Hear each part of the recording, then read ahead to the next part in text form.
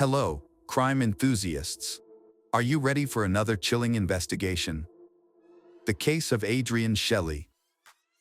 Adrienne Shelly, whose real last name was Levine, was a well-known actress, director, and screenwriter. She was born on June 24, 1966, in Queens, New York, USA. From a very young age, she displayed a natural talent for acting. Her parents noticed her abilities early on and supported her by enrolling her in various theater programs and acting classes. By the age of 10, Adrienne began attending one of the most prestigious art centers, where many notable actors, including Robert Downey Jr. and Natalie Portman, had studied. It was there that Adrienne discovered her passion for performing. At the age of 11, she landed her first major role as the lead character in a musical, an experience she later described as the beginning of her journey toward success. Despite increasingly love acting, she is still a normal teenager, likes to spend time with friends and easily make friends thanks to her outward personality. At the age of 12, Adrienne faced a devastating loss when her father, Sheldon, suddenly passed away. To honor his memory, she chose Shelly as her stage name, preserving his name in her work. Her father had been her strongest supporter, much more so than her mother. After his death, her mother attempted to steer her in a different direction, suggesting she pursue a more traditional academic path at university. She also encouraged Adrienne to consider the film industry but warned that acting was a highly competitive and overcrowded field, where success could be elusive. Her mother believed it might be wiser to pursue a simpler and more secure profession. However, Adrienne was determined and steadfast in her aspirations. She confidently pursued her passion, enrolling at Boston University to study film production with a focus on directing. Although most sources indicate she didn't complete her university degree, the knowledge and experience she gained there proved vital to her future success. What truly propelled her forward was her persistence and strong self-belief. At the age of 18, Adrienne left the family's house and moved to live in an apartment with 3 other girls from her university. Adrienne and her friends all aspired to become actresses, but success for them was initially limited to auditioning and encountering rejections. The film industry was highly competitive, and securing roles proved difficult. Despite these challenges, Adrienne remained determined to establish herself in cinema. She spent her free time taking small roles as an extra in films, which was enough to cover her living expenses. In 1989, a turning point came when she met film director Hal Hartley. He offered her the lead role in The Unbelievable Truth, marking the official start of her acting career. Her relationship with Hartley blossomed, and she became his muse, earning roles in several of his films. This recognition extended beyond New York to Hollywood, where she gradually built her reputation in the U.S. film industry.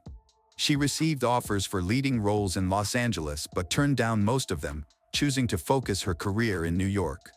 To her, New York had a deeper connection to the film industry than Hollywood. Adrienne continued to grow professionally without relocating. She focused on her craft and steadily laid the foundation for her success. She appeared in numerous productions, including comedies, and during this time, decided to explore screenwriting and directing. In 2001, she met Andy Ostroy, with whom she entered into a romantic relationship. They got married, and in 2003 welcomed their daughter, Sophie. While pregnant, Adrienne began writing the script for the comedy film Waitress. The story featured a realistic portrayal. The main character was pregnant and trying to escape from her abusive husband, who tormented her throughout their marriage. This was a bold move, as pregnancy in films is usually depicted in a positive light. Adrienne chose to highlight the challenges women faced during this time, offering a fresh and innovative perspective. After giving birth to her daughter, Sophie, Adrienne decided to continue pursuing her career in the film industry. Waitress became a true success and marked a significant milestone in her career. The film premiered in 2007, but tragically, Adrienne did not live to see its triumph, as she had passed away before its release. While working on the film, she rented an office on Abingdon Square in Manhattan's West Village. It was a simple apartment where she often worked alone. For her, this space was a personal sanctuary, offering a sense of safety amidst her creativity. Adrienne crafted a unique atmosphere in her work environment, showing great care and reverence for her improvised studio. She approached her work with meticulous attention to detail, one that visitors often remarked was almost excessive. It was clear to everyone that Adrienne had a promising future ahead of her, which made the tragic and shocking end of her career all the more devastating. November 1st, 2006, started as a typical day for Adrienne and her family.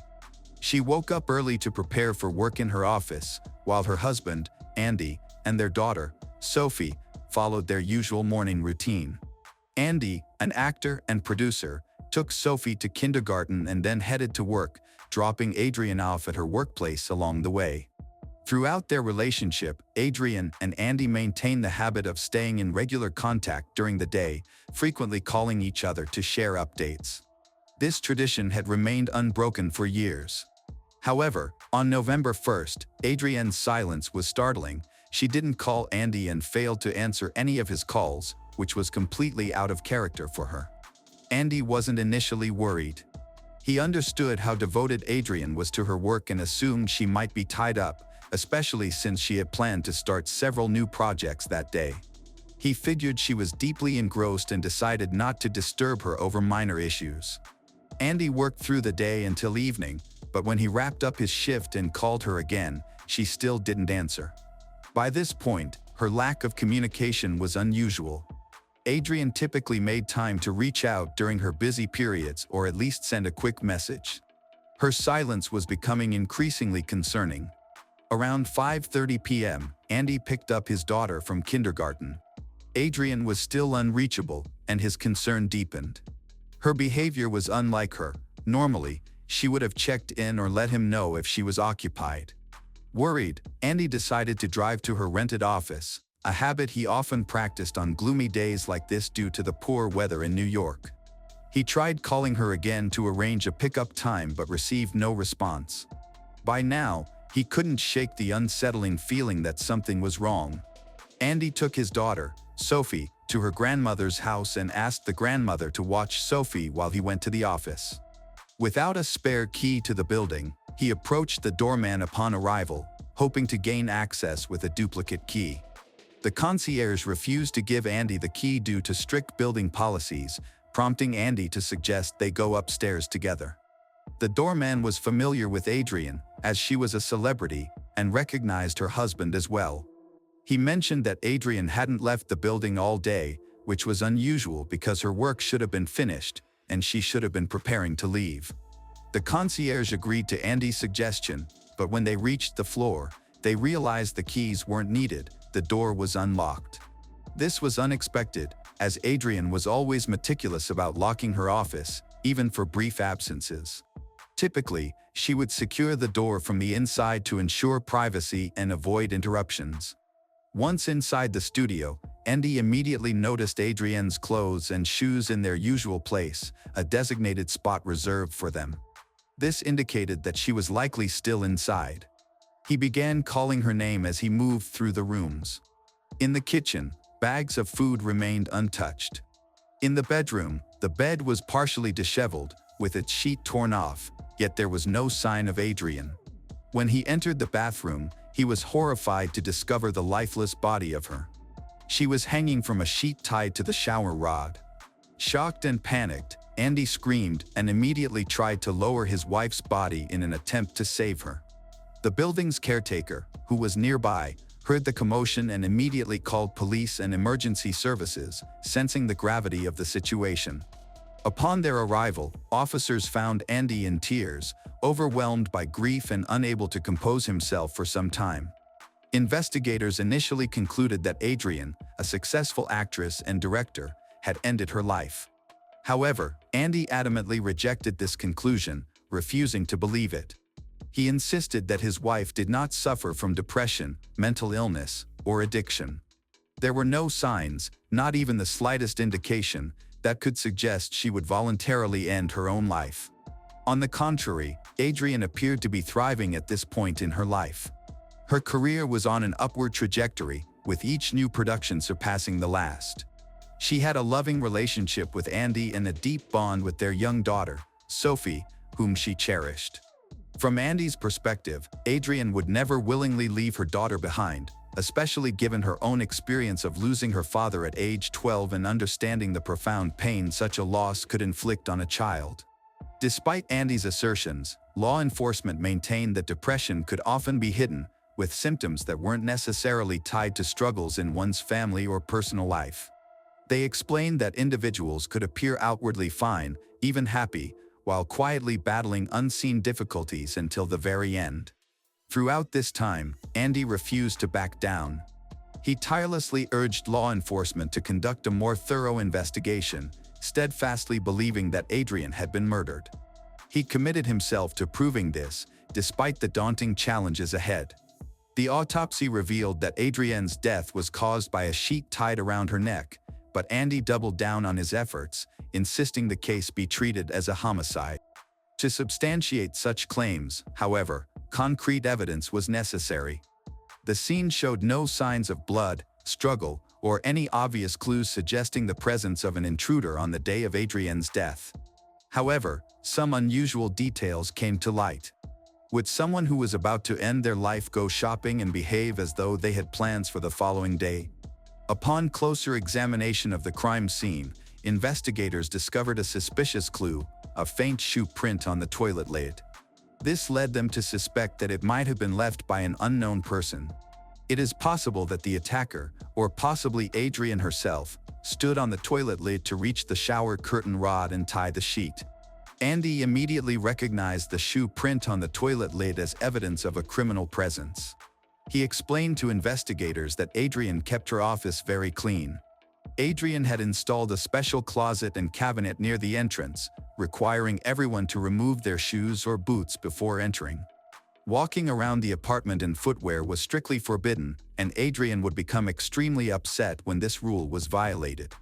Therefore, Andy firmly believed that the shoe print could only have been left by someone who entered the studio without her permission.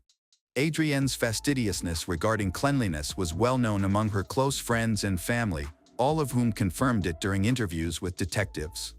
Upon realizing the connection, investigators scrutinized the shoe prints, paying close attention to the tread pattern and size. Their findings supported Andy's claims. The print did not match the shoes worn by either him or his wife. Furthermore, fingerprints were discovered on the shower rod that did not belong to Adrienne. While it appeared that someone had tried to wipe them away, the effort had been incomplete, leaving traces for investigators to uncover. Adrienne's close acquaintances were investigated, but none of them had shoes matching the traces found. Furthermore, their fingerprints did not match those recovered from the scene. Analysis of the residue on the toilet lid revealed it was chalk or a similar type of dust, typically uncommon in homes or offices without ongoing repairs. Detectives speculated that the traces might belong to someone employed in the construction or renovation industry. Initially, they theorized that Adrienne might have scheduled a repair appointment for that day. However, there was no evidence or information to support this theory. Adrienne would have informed her husband if she had made such arrangements. In reality, everything in the studio was in perfect condition. She had no need for the services of a contractor. Detectives investigating the case remembered a remarkable detail. When Adrienne was found dead in her studio, someone reported hearing noises that sounded like hammers and drills. Initially, the police were skeptical about this detail but decided to investigate further. It turned out that renovation work was indeed taking place in the apartment directly below Adrienne's studio. The apartment owner, who had no connection to Adrienne and didn't even know her, confirmed that workers were present on November 1st, completing the final stages of the renovation. He himself was not present in the apartment at the time because the construction company needed access to tear down walls and install new partitions. This detail intrigued the detectives, as such work generates significant dust capable of leaving white marks. The apartment owner granted them permission to inspect the site, where they found substantial dust samples, which were subsequently sent to the lab for testing. Laboratory results confirmed that the dust matched the residue found in Adrienne's studio, indicating that at least one worker from the renovation had entered her office. Detectives then contacted the general contractor at Bradford General Contractors to identify the workers who had been on site during that period. At this stage, investigators encountered difficulties due to the company's practice of cutting costs by hiring workers who were not officially employed.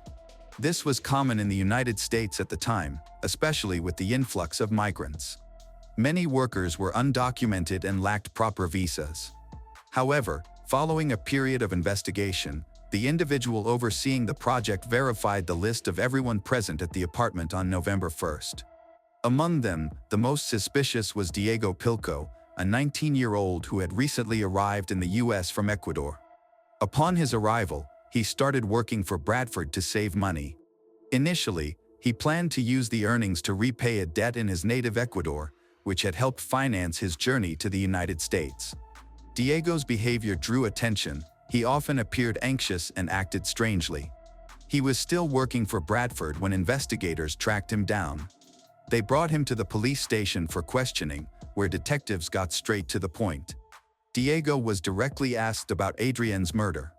Surprisingly, he did not deny it. Instead, he confessed almost immediately upon entering the office. He explained his account of the incident, repeatedly stressing that it had been accidental. He insisted he was not a bad person but was struggling with severe financial difficulties and had acted out of desperation. Diego revealed that on November 1st, he was working in the apartment below Adrienne's studio alongside several other laborers, completing the final stages of the renovation. The demolition of walls created substantial noise, which was expected given the nature of the work. About an hour into their tasks, Adrienne became upset with the loud noise. Frustrated, she angrily shouted that the noise was interfering with her ability to focus. Diego felt her behavior was condescending, as if she were implying her work was more important than theirs. She demanded the workers stop making noise, but Diego considered this unreasonable, as demolishing walls could not be done quietly. The young workers calmly explained the situation to Adrienne. However, she refused to listen. She entered the apartment and began yelling. Frustrated, Diego grabbed a hammer and threw it in her direction. Miraculously, she dodged the tool. She then started shouting even louder and threatened to call the police. With that, she left the apartment and headed upstairs. Worried about the possible consequences of his actions and fearing deportation, Diego followed her, desperately pleading for her not to involve the authorities. Adrienne was furious and ignored his pleas. Once she arrived at her studio, Diego grabbed her sleeve, still begging her not to report him. She may have interpreted his actions as an attack and began screaming. Losing control once again, Diego struck her in the face. Adrienne fell, hit her head, and stopped moving. Convinced that she had died from the blow, Diego panicked. He locked himself in the office, overwhelmed and unsure of what to do next. Adrienne remained still and did not get up. Eventually, Diego realized he had killed someone and decided to cover up the crime. He took a bed sheet and staged the scene to make it look like Adrienne had voluntarily ended her life. This was the initial version of his confession, but the police did not believe his story. One key issue they identified was the absence of dust on Adrienne's shoes. If she had indeed entered the apartment under renovation, as Diego claimed, there would have been dust on her footwear. Moreover, Adrienne's shoes were discovered neatly arranged on a specially prepared cabinet, indicating that she had deliberately taken them off. This detail contradicted Diego's claim that there had been no time for her to take off her shoes or place them there. Another significant inconsistency was the lack of witnesses to Adrienne's alleged aggression. Although Diego claimed that she had come downstairs and shouted at the workers, none of them confirmed his statement. Additionally, neighbors in nearby apartments, who were present at the time, should have heard the commotion if Adrienne had caused a scene. However, none of them reported hearing anything. Detectives uncovered another crucial detail when Andy mentioned that her wallet contained no cash, a notable discrepancy, as she normally carried cash, preferring it over credit cards. She would routinely keep at least a couple $100s on her, sometimes more for various needs. This habit helped investigators identify a possible motive, an illegal immigrant seeking to profit from Adrienne's belongings. Moreover, forensic analysis revealed that the circumstances of her death did not align with Diego's initial confession. She had still been alive when she was hanged. Her actual cause of death was strangulation, with no evidence of a fatal head injury. Despite these glaring contradictions, Diego persisted in sticking to his story for a while, maintaining that Adrienne had initiated the conflict. However, under pressure from mounting evidence and inconsistencies, Diego's account began to change significantly. Detectives interviewed his acquaintances to gather insights into his character but found that he had limited interactions outside work. His colleagues described him as someone struggling with financial issues, desperately trying to pay off debts. Beyond this, he seemed to be an ordinary young man hoping to establish his life in the U.S. Further investigations among the residents of the apartment building revealed additional witnesses. Diego had a troubling habit of staring at women for extended periods, an unsettling behavior that made residents uncomfortable.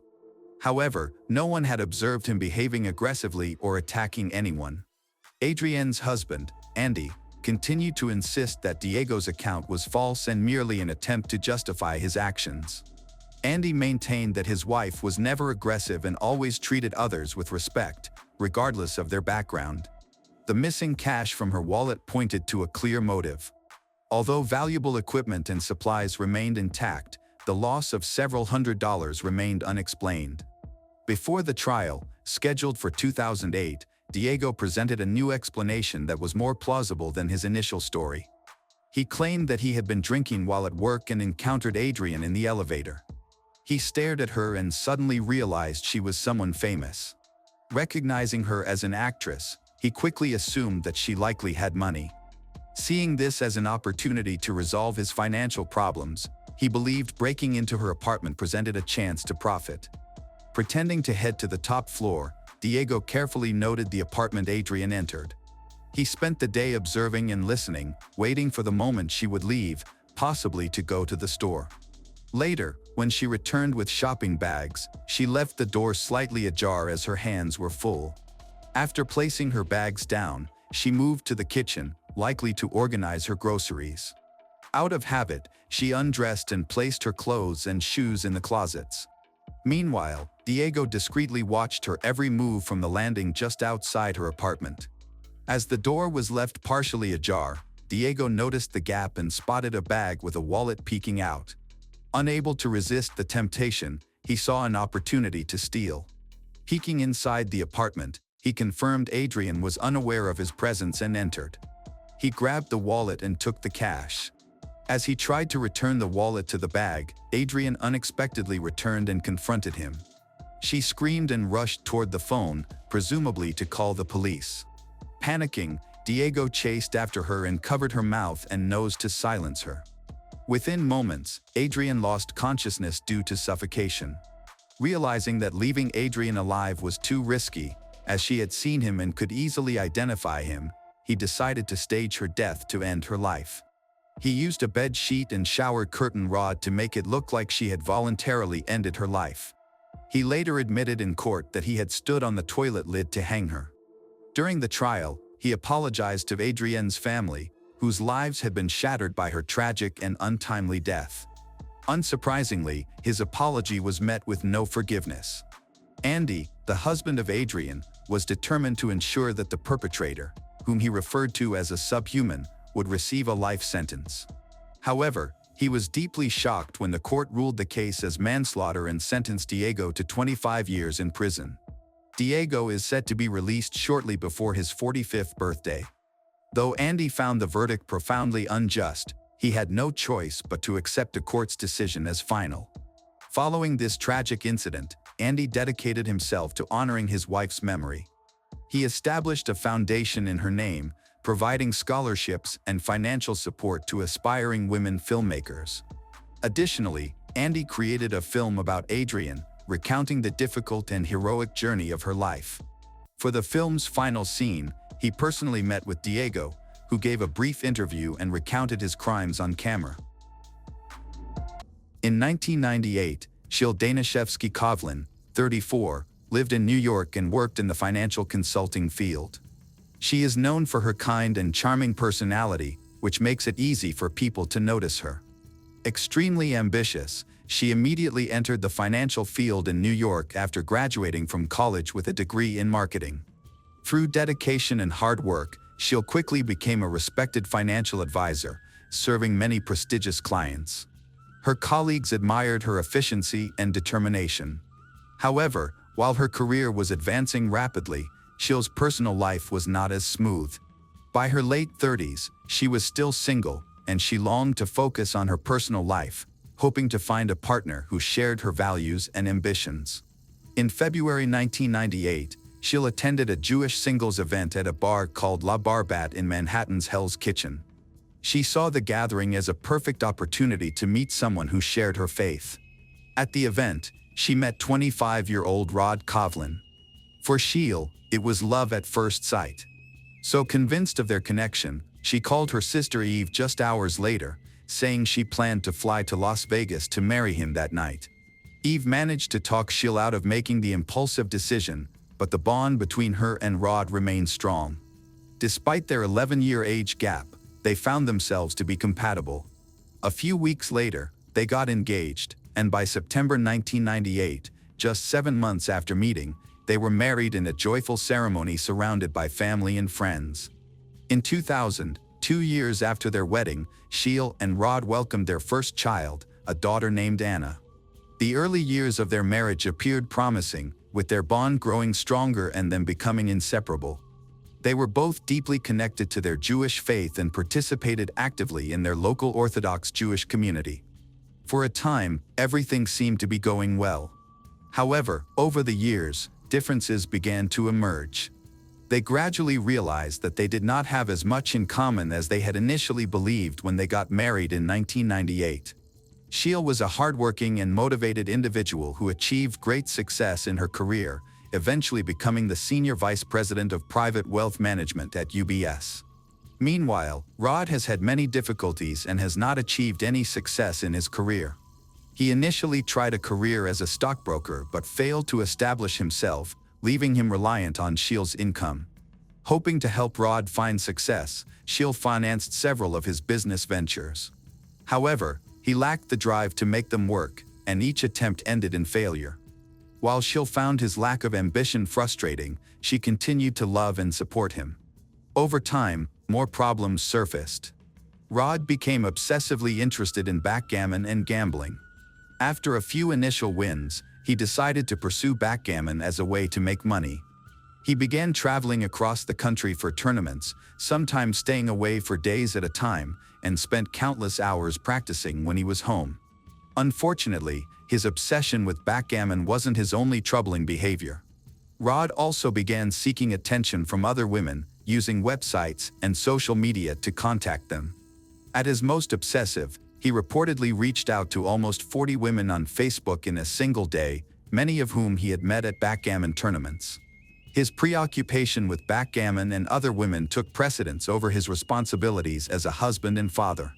To make matters worse, he started displaying sudden and extreme outbursts of anger, leading Shelly to suspect that he might be bipolar. Shelly experienced even greater heartbreak when she became pregnant with twins but tragically lost both babies during a premature delivery. One child died in the womb, while the other passed away shortly after birth. Despite this devastating news, she and Rod still desired another child. In 2006, they turned to an egg donor, and Shelly gave birth to a baby boy named Miles. Over time, Rod's behavior became increasingly toxic and manipulative. He weaponized the egg donor process against Shelly, cruelly reminding her of her inability to conceive naturally and blaming her for using an egg donor. He even goes so far as to tell their son, Miles, that Shelly is not his biological mother. By 2008, 10 years into their marriage, Shelly and Rod's relationship had completely unraveled. Rod's behavior continued to deteriorate.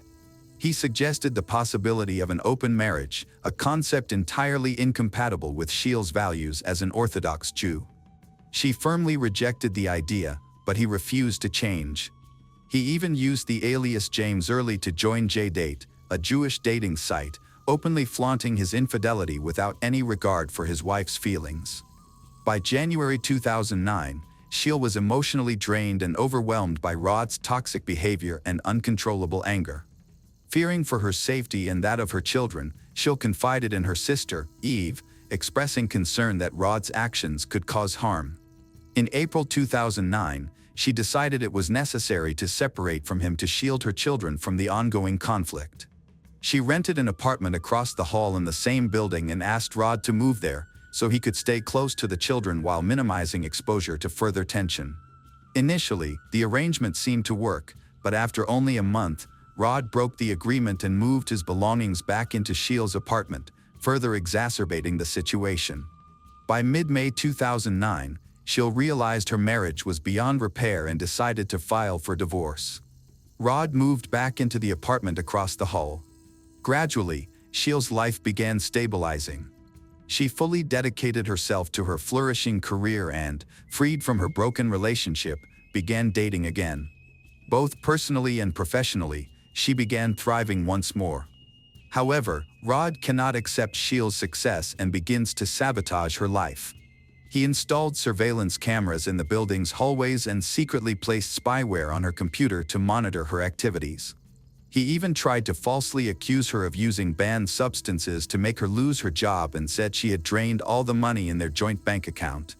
In reality, Sheila had withdrawn only $800, while Rod had taken $7,200 since their separation. Rod's accusations failed, as Sheila's boss knew the truth. Frustrated by his failed attempts, Rod grew even angrier. On July 8, 2009, he abused his unrestricted access to Sheila's apartment and took their children without her permission. When he failed to return them by 8 p.m., as agreed, Sheila made repeated attempts to contact him, but he ignored all her calls and messages. Fearing for her children's safety, Sheila contacted the police. Contrary to what Rod had told Sheila, he had neither taken the children sightseeing nor to a theme park. Instead, he took them to Columbia Presbyterian Hospital and falsely accused Sheila of abusing them. However, doctors and agents from the Administration for Children's Services, ACS, quickly saw through his lies. The children were returned to Sheila around 5:30 a.m. the following morning. Despite being exposed, Rod continued his fabricated claims. He reported Sheila to the NYPD's Special Victims Unit, but detectives, like the doctors and ACS agents, determined he was lying and dismissed the case. This strategy ultimately backfired on Rod. The family court judge overseeing their divorce case restricted his visitation rights, allowing him to see the children only under court-supervised conditions. Additionally, the court ordered him to pay Sheila $425 per month in child support. When Rod claimed he couldn't afford the payments, the court prohibited him from spending money on gambling and backgammon, which further fueled his anger. Rod's anger escalated into physical violence, including choking Sheila and threatening to kill her. Fearing for her life and the safety of her children, Sheila obtained a court-issued protection order. At that time, he was still a beneficiary in her will. However, on December 29, 2009, she decided to completely remove him from her will and contacted her estate attorney to finalize the changes. On December 30, 2009, Sheila hired a babysitter for her children and went on a date with someone she had recently connected with on JDate. After returning home, she spent time with her children, put them to bed, and logged into her JDate profile at 10:13 p.m., logging out a few minutes later. The next morning, on December 31, 2009, Sheila's 9-year-old daughter, Anna, woke up at 7 a.m. and went to wake her mother. When she didn't find Sheila in her bed, she checked the bathroom. Upon opening the door, she screamed. Sheila was lying face down in a pool of blood. Anna immediately called her father, Rod, who arrived at the apartment shortly after. He moved Sheila's body from the bathtub, called 911, and performed CPR on her unresponsive body. When police arrived at the scene, first responders informed them that Sheila's body had been found in the rear bathroom of the apartment. Investigators soon arrived as well. Rod claimed that Sheila must have slipped while taking an early morning shower and hit her head on the bathtub. He pointed to a cabinet above the tub with partially broken hinges as evidence of an accidental fall. Initially, investigators believed it was a tragic accident. They briefly questioned both Anna and Rod before concluding their investigation and informing Sheila's family of her death. After returning to his office, Detective Rottermel reviewed the details of the crime scene. Although the initial evidence pointed to Sheila's death being an accident, he suspected something was amiss. Several observations from that morning did not align with Rod's explanation of a slip-and-fall incident. For instance, the position of Shields' body and the angle of the detached cabinet door didn't match the narrative. Additionally, Shields had visible bruises and scratches on her face, lips, and right arm, which seemed unusual for someone who had simply gone to the bathroom for a shower. To investigate further, Roddermel delved into Shields' activities from the prior evening, uncovering a key detail that raised questions. The day before her death, Shields had undergone a keratin hair treatment and was instructed not to wash her hair for 72 hours. This prompted Detective Roddermel to question why Shields would take a bath when she wasn't supposed to wet her hair. Another inconsistency was Rod's claim that he had pulled Shields' body out of blood-stained water, yet his shirt appeared to be completely clean when he recounted this to the police. Despite these observations, Roddermel chose to wait for Shields' autopsy results before proceeding with a full forensic investigation of the crime scene. However, an autopsy was not performed because Shields' family objected on religious grounds. Without further evidence, Roddermel's investigation stalled, and the case was eventually closed. News of Shields' death shocked everyone close to her.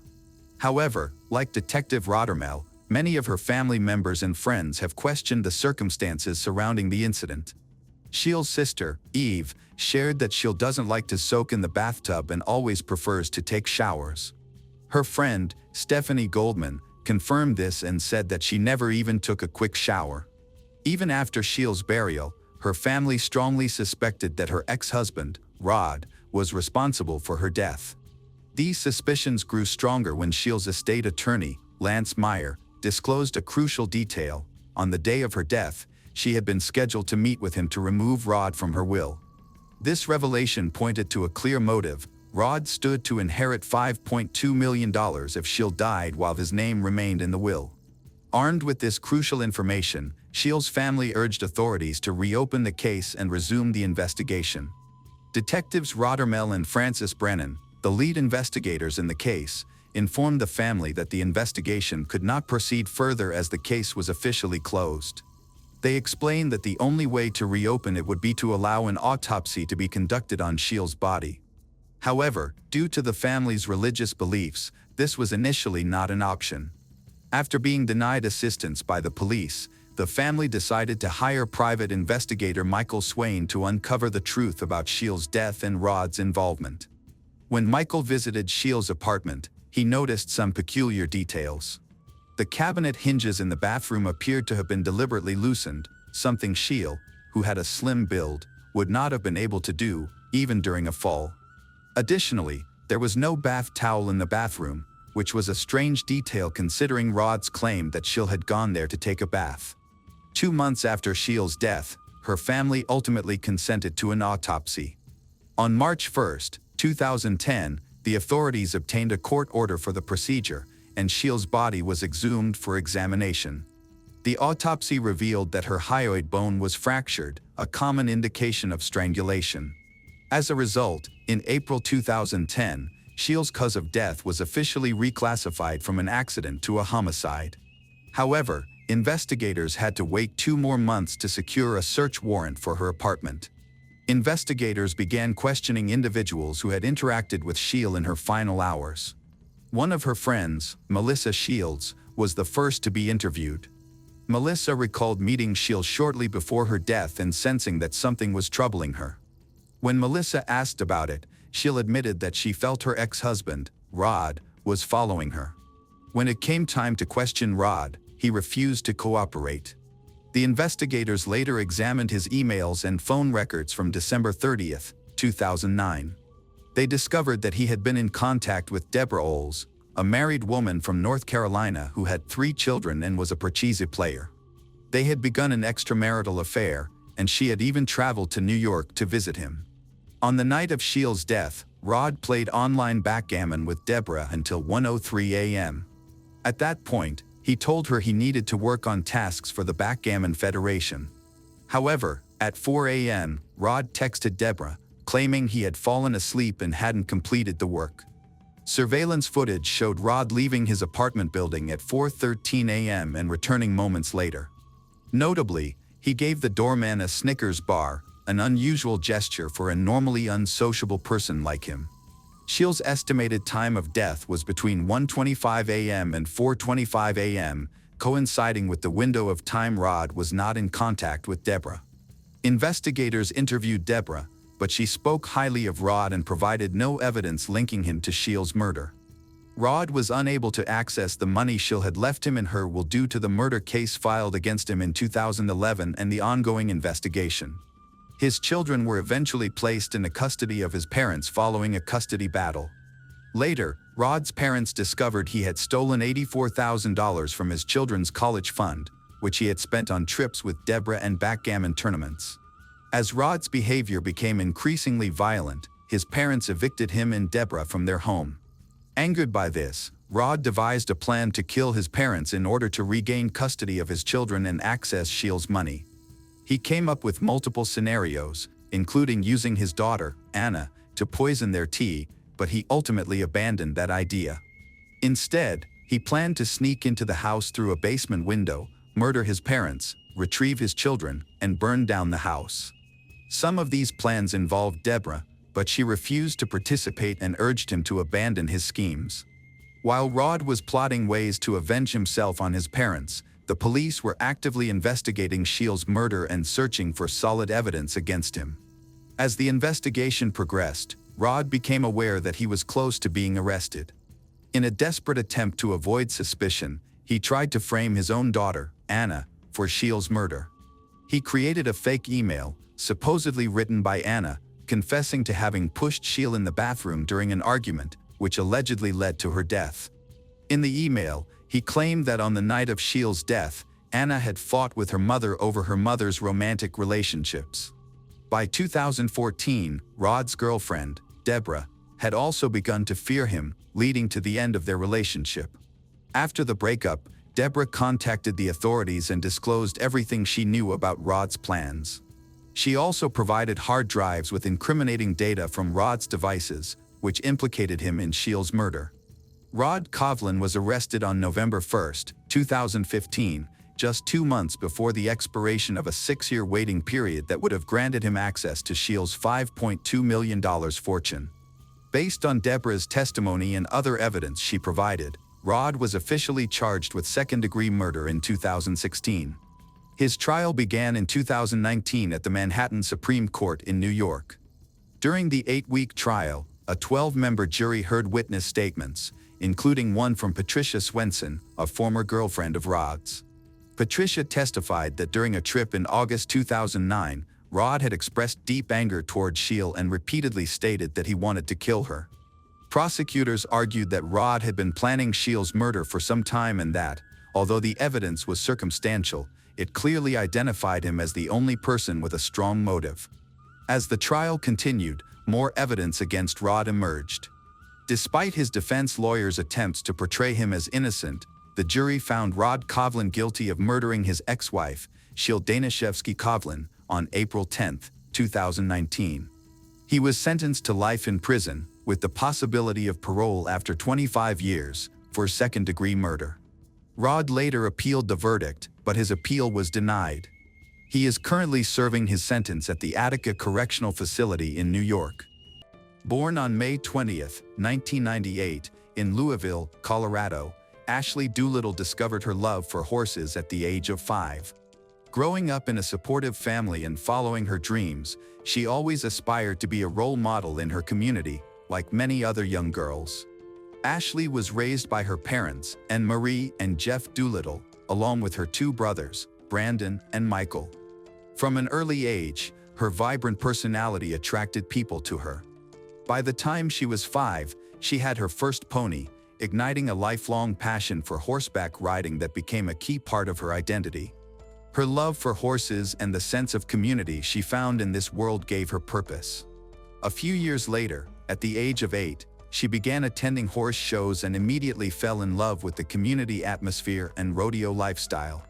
She actively participated in rodeo events and achieved many accomplishments. In 2016, at around 18 years old, she was honored with the title of Lady in Waiting, a respected position in the rodeo community. This role involved assisting the rodeo queen and entailed various responsibilities, such as organizing fundraisers, supporting sponsors, attending community events, and representing the event as a spokesperson. Receiving this title was a great honor for Ashley, bringing her one step closer to her ultimate goal of becoming rodeo queen. Ashley became well known for her dedication to the rodeo community, and many teenage girls looked up to her as a role model. Young girls often asked Ashley for her autograph, and she always wrote personal letters to each one, encouraging them to pursue their dreams. In addition, she was actively involved in the Boulder County 4-H horse program, inspiring young children to participate in horseback riding. Ashley competed on various horse judging teams, participated in horse shows, and earned the title of Champion High Individual at the National 4-H Western Roundup. But Ashley had even bigger ambitions. She is a founding member and has served as vice president for 2 terms of the Thomas Valley FFA, the Future Farmers of America. FFA is an organization that supports individuals intending to enter and lead in the agricultural field. During her time there, she has been involved in many activities and plans to pursue FFA at the state level when she begins college. She graduated from Berthoud High in May 2016 and intended to attend Colorado State University, majoring in agricultural business. She looked forward to the next chapter of her life, unaware that it would be disrupted in a tragic way. Her life was devastated by one person, Tanner Flores, who believed that if he couldn't be with her, no one else should ever. Ashley met Tanner in high school, and their relationship seemed like a typical teenage romance to outsiders. However, they faced challenges. Tanner was controlling and dictated what she could and could not do. He even forbade her from attending college parties, which seemed absurd since Ashley was not the type to party. Was Tanner simply jealous of Ashley's accomplishments? Did he want to possess her completely? Was he insecure about losing her to someone better? Regardless of his motivations, Tanner frequently expressed his personal insecurities through his treatment of Ashley. After a year of dating, she realized he was not the right person for her and decided to break up with him. However, this decision was not easy for Tanner to accept. On June 4, 2016, he suggested they go hiking in Estes Park to discuss their relationship. Although Ashley tried to communicate that they were no longer together, Tanner mistakenly thought the conversation had gone well and believed they had reconciled. The next day, Ashley went out with friends to the Sundance Steakhouse, where Tanner unexpectedly showed up.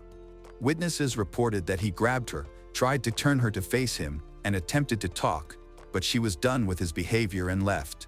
The next day, he convinced her to meet at Lon Hagler Reservoir to talk again.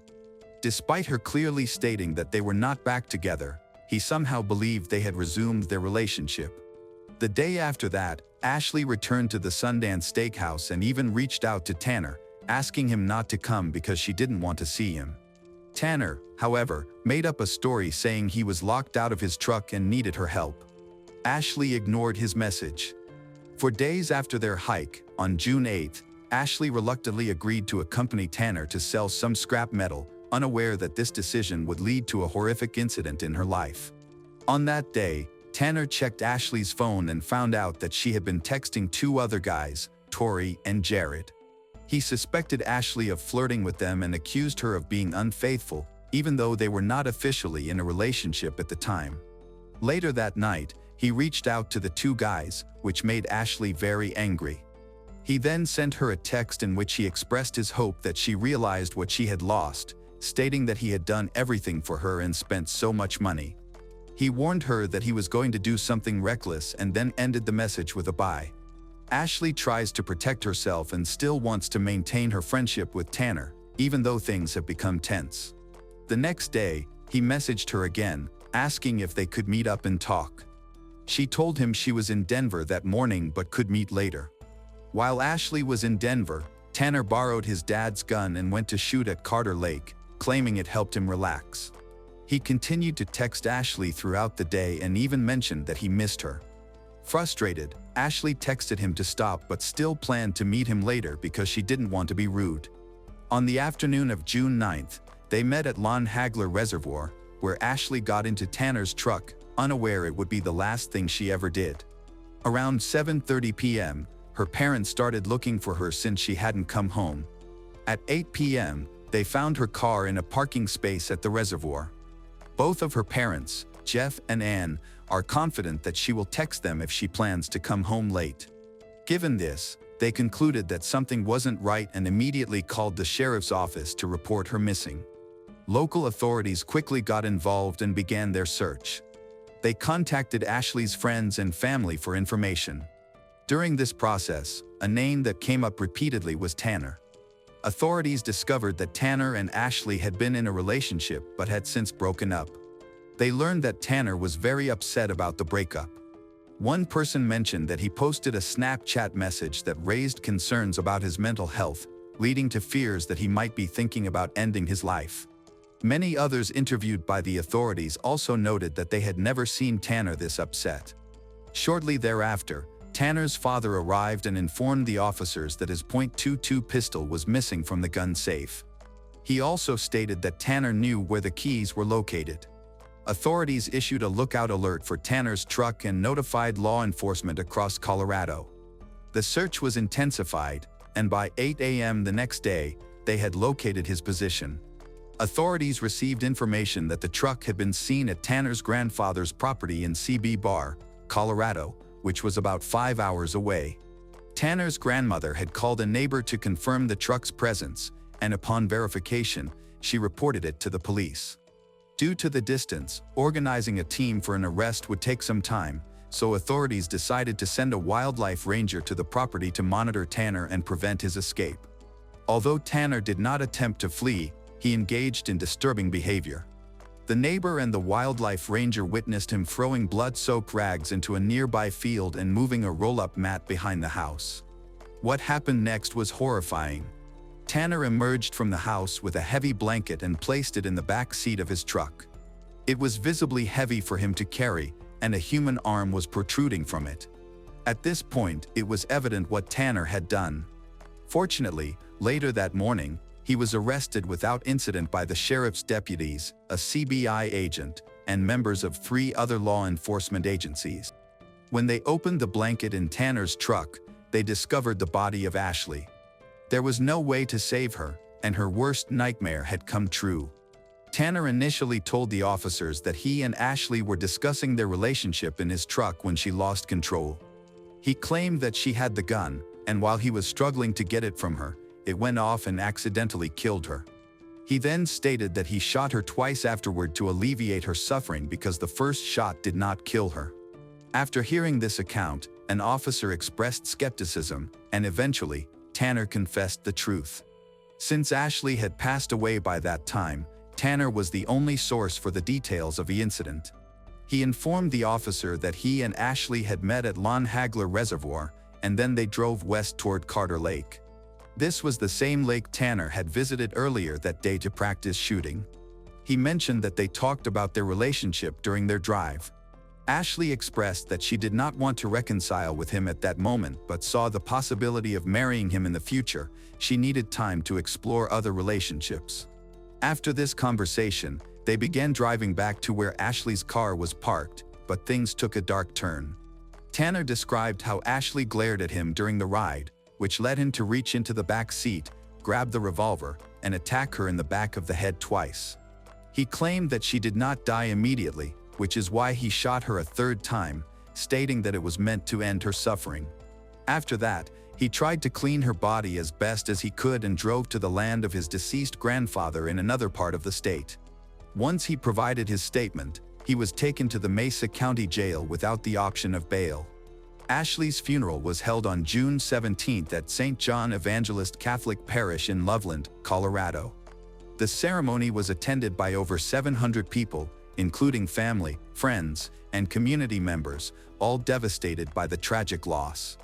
The teenage girl, once a symbol of hope, happiness, and aspiration in the community, has now departed, leaving behind a profound sense of sorrow for everyone. Anne, Ashley's mother, expressed her wish for her daughter to be remembered for her vibrant life rather than for the way she passed away. She wanted Ashley's legacy to reflect the achievements of an energetic 18-year-old girl who had so much promise ahead of her. 18, many people often feel confused about determining their life direction, such as their passions, careers, or college choices, because there are so many options. However, this was not the case for Ashley. In fact, she excelled in almost every field she participated in. That was her identity. While many young people struggle to figure out their paths at this age, Ashley had a clear vision for her future. Tragically, no one anticipated that her plans would be interrupted. People who attended her funeral described her as being fun, cheerful, and approachable. She was poised to become the rodeo queen the following year, but instead, she will be remembered during the upcoming season. Ashley had made significant contributions to her community, making her funeral a large and meaningful event. On that day, in addition to the ceremony, the FBI announced it would be joining Larimer County in the investigation to assist with evidence collection and search efforts. Tanner, who had previously been in Mesa County Jail, was moved to Larimer County Jail on the same day Ashley was laid to rest. The Ashley family was now beginning its pursuit of justice. On June 20th, Tanner appeared in court for the first time, facing charges of first-degree murder and second-degree kidnapping. The kidnapping charge stemmed from the allegation that Tanner would not allow Ashley to exit the truck when she attempted to do so. Following Ashley's funeral, her family would endure ongoing grief and suffering, yet they would have to wait a year and a half for legal proceedings to begin. In October 2017, the trial began, with both Tanner and Ashley's family and friends in attendance. It was evident to everyone that Tanner had killed Ashley. The central question was whether the act was premeditated. The prosecution argued that the murder was planned, claiming that Tanner had gone to the lake earlier that morning to test the revolver and find a secluded spot for the crime. The prosecution also noted that the revolver used in the murder was a single-action firearm, requiring manual resetting after each shot. Given that Ashley was shot 3 times, they argued this demonstrated deliberate intent rather than a spontaneous act. The defense, on the other hand, contended that it was not a planned murder and suggested that second-degree murder would be a more appropriate charge. During the trial, Tanner took the stand and described the incident in detail. He admitted to what he had done but denied any intention to kill Ashley. New information emerged during his testimony that had not been included in his initial statement after his arrest. He revealed that he had disposed of both their phones after the murder, but not before texting himself from Ashley's phone, claiming they were not together that afternoon and that she would not meet him. This seemed like a failed attempt to cover his tracks. One shocking revelation came when he disclosed that the night before his arrest, he had broken into his deceased grandfather's home. Once inside, he cleaned up some blood, turned on the TV, and watched cartoons before going to sleep. This bizarre behavior raised a question: how can someone claim to love another person so deeply yet have the capacity to murder them and then watch television afterwards? This remains an unfathomable mystery. At the conclusion of the trial, both families were left devastated by their loss, mourning their children and the futures they had envisioned. While the verdict brought some measure of justice for Ashley, it also marked a grim end for Tanner. The anguish felt by both families was unbearable. Though justice was served, no true winners emerged from this heartbreaking situation. Both families were irreparably damaged in the process. The case highlighted a significant issue: dating violence in the United States. Each year, approximately 1.5 million high school students experience physical violence from an intimate partner, and 1 in 3 teens aged 14 to 20 in the United States experiences dating violence. Alarmingly, 81% of parents do not consider teen dating violence to be a serious problem. And Jeff Doolittle found that there was insufficient discussion about this reality, which sadly affected their daughter, as well as many other young people in the United States and beyond who face similar situations. In response, they established the Ashley Doolittle Foundation. This nonprofit aims to honor their daughter's legacy by giving back to the community as she once did. The foundation focuses on raising awareness and preventing teen dating violence, helping victims connect with appropriate support groups, launching school programs, and educating students and parents about the signs of dating violence. Ashley's mother emphasized that the foundation was created to keep Ashley's memory alive. She stated that they wanted something good to come from this through the Ashley Doolittle Foundation and that they wanted to prevent other families from experiencing what they went through. The story of Ashley serves as a serious reminder of the dangers that can exist in teenage relationships. While not every relationship mirrors the tragic events involving Tanner and Ashley, some do. It is crucial to recognize that violence, whether physical, verbal, or psychological, is unacceptable. Ignoring these issues can lead to severe consequences, as Ashley tragically experienced.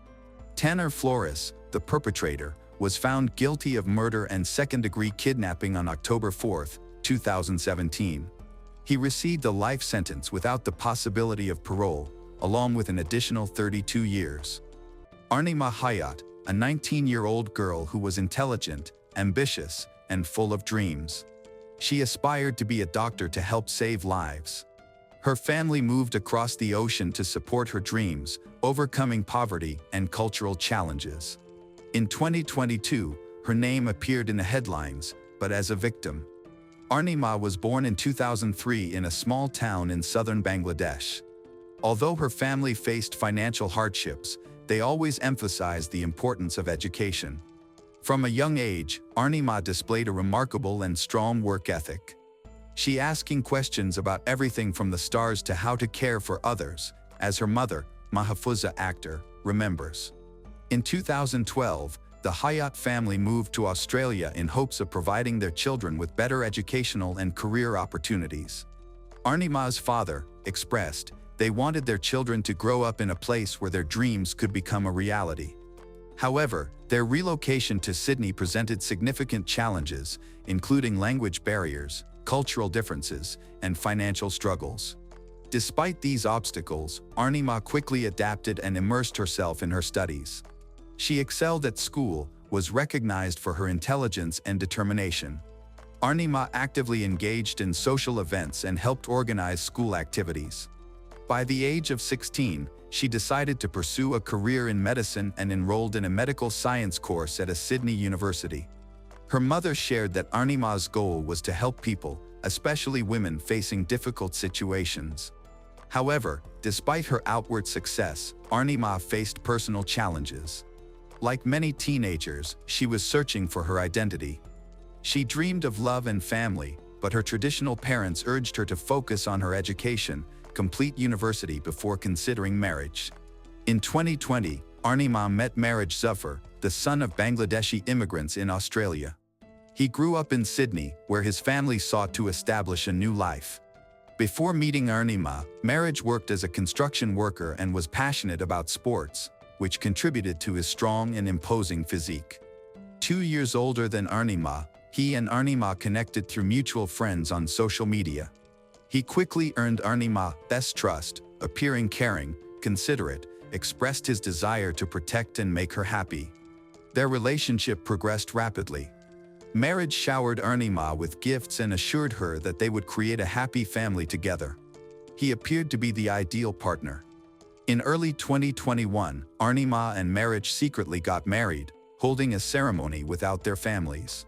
This decision angered Arnima's parents, who couldn't believe she had done it without their approval and believed he was not a suitable match for her. Despite this, Marriage convinced Arnima that their marriage would bring them joy and promised to move them into a separate apartment to start fresh. However, just weeks after the wedding, the situation began to change. Arnima, who had been a cheerful and sociable young woman, became more withdrawn. Marriage exhibited jealousy and aggression. He prevented her from seeing her friends, monitored her communications, and even threatened to harm her if she disobeyed him. He claimed she was his. If she so much as glanced at someone while out, he would yell and threaten her. These threats were not just words. Arnima began to show obvious signs of abuse with increasing bruises on her body. Arnima was afraid of what he might do if she reported his abuse to the police. She held on to the hope that he would change and that their love could solve their problems. Besides, Marriage did not have a healthy relationship with her parents. In May 2021, he attacked Arnima's father when the father tried to help them, leading to a restraining order that barred Marriage from getting near the Hayat family. In December 2021, Arnima found out she was pregnant. This news brought a mix of joy and fear, as she realized the baby would connect her to Marriage for life. She texted a friend, sharing that she did not wish to have children with him and her growing dislike for him.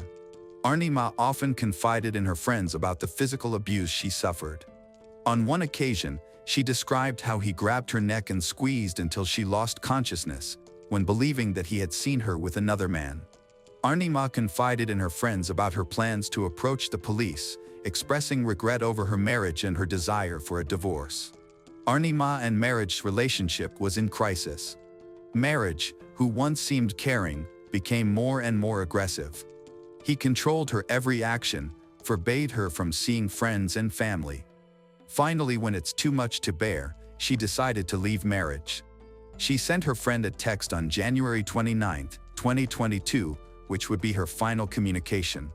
During a phone call with his mother, Marriage revealed that he and Arnima had a severe argument. When she inquired about Arnima's condition, Marriage stated that she was not breathing. Although his mother urged him to call for an ambulance, he refused, saying, "He's not going to call the ambulance. He's scared the police will arrest him and put him in jail." Marriage then asked her about the cost of a flight overseas. Eventually, his mother called emergency services at 4:32 p.m. The police had to break down the door to enter the home, where they made a shocking discovery. Arnima was found face down in the bathtub, partially submerged in a brown liquid, with 5 20-liter bottles of acid in the bathroom and a strong chemical odor in the air. Identification of her body required DNA testing. The scene posed significant challenges for the responding officers. Once they discovered the chemicals, they withdrew and called for additional support. She was murdered by the person who was supposed to love and protect her, the father of her child, and the one with whom she was meant to start a family. By the time the police arrived, Marriage had already fled. Upon investigating the crime scene, officers noted signs of a struggle. Neighbors reported hearing screams from the apartment on the night of January 29th, but no one contacted the police. Arnima's text messages to her friends detailing the abuse she suffered became crucial evidence against her husband. The experts concluded that she died from strangulation. The investigation uncovered that her husband, Marriage, killed her after discovering she intended to leave him. He either strangled her with his hands or suffocated her with a pillow. Afterward, he placed her body, who was in the early stages of pregnancy, in a bathtub. Following the murder, Marriage's internet searches included queries like, "Can hydrochloric acid burn through skin? What is the prison sentence for murder in Sydney?" The next morning, Marriage tried hard to hide his actions. The investigation revealed that he left his apartment in North Parramatta in his van and went to the Bunnings store to buy 100 liters of hydrochloric acid. Cell phone records provided disturbing insights into the couple's relationship. Arnima described experiences of abuse, stating that Marriage had beaten her nearly to death and referred to herself as a slave in an abusive marriage while expressing a desire to get a divorce. In December 2021, Arnima warned Marriage that when people found out about them, he would go to jail for years. Marriage responded by questioning who would find out. In another conversation, Arnima expressed her dislike for having a son like him, to which he replied that they would have many sons just like him. Marriage sent messages indicating that Arnima needed his permission to leave their home. On the night she was murdered, Arnima messaged a friend, stating that Arnima had nobody except her. The friend replied that Arnima had no choice and had to stay with him.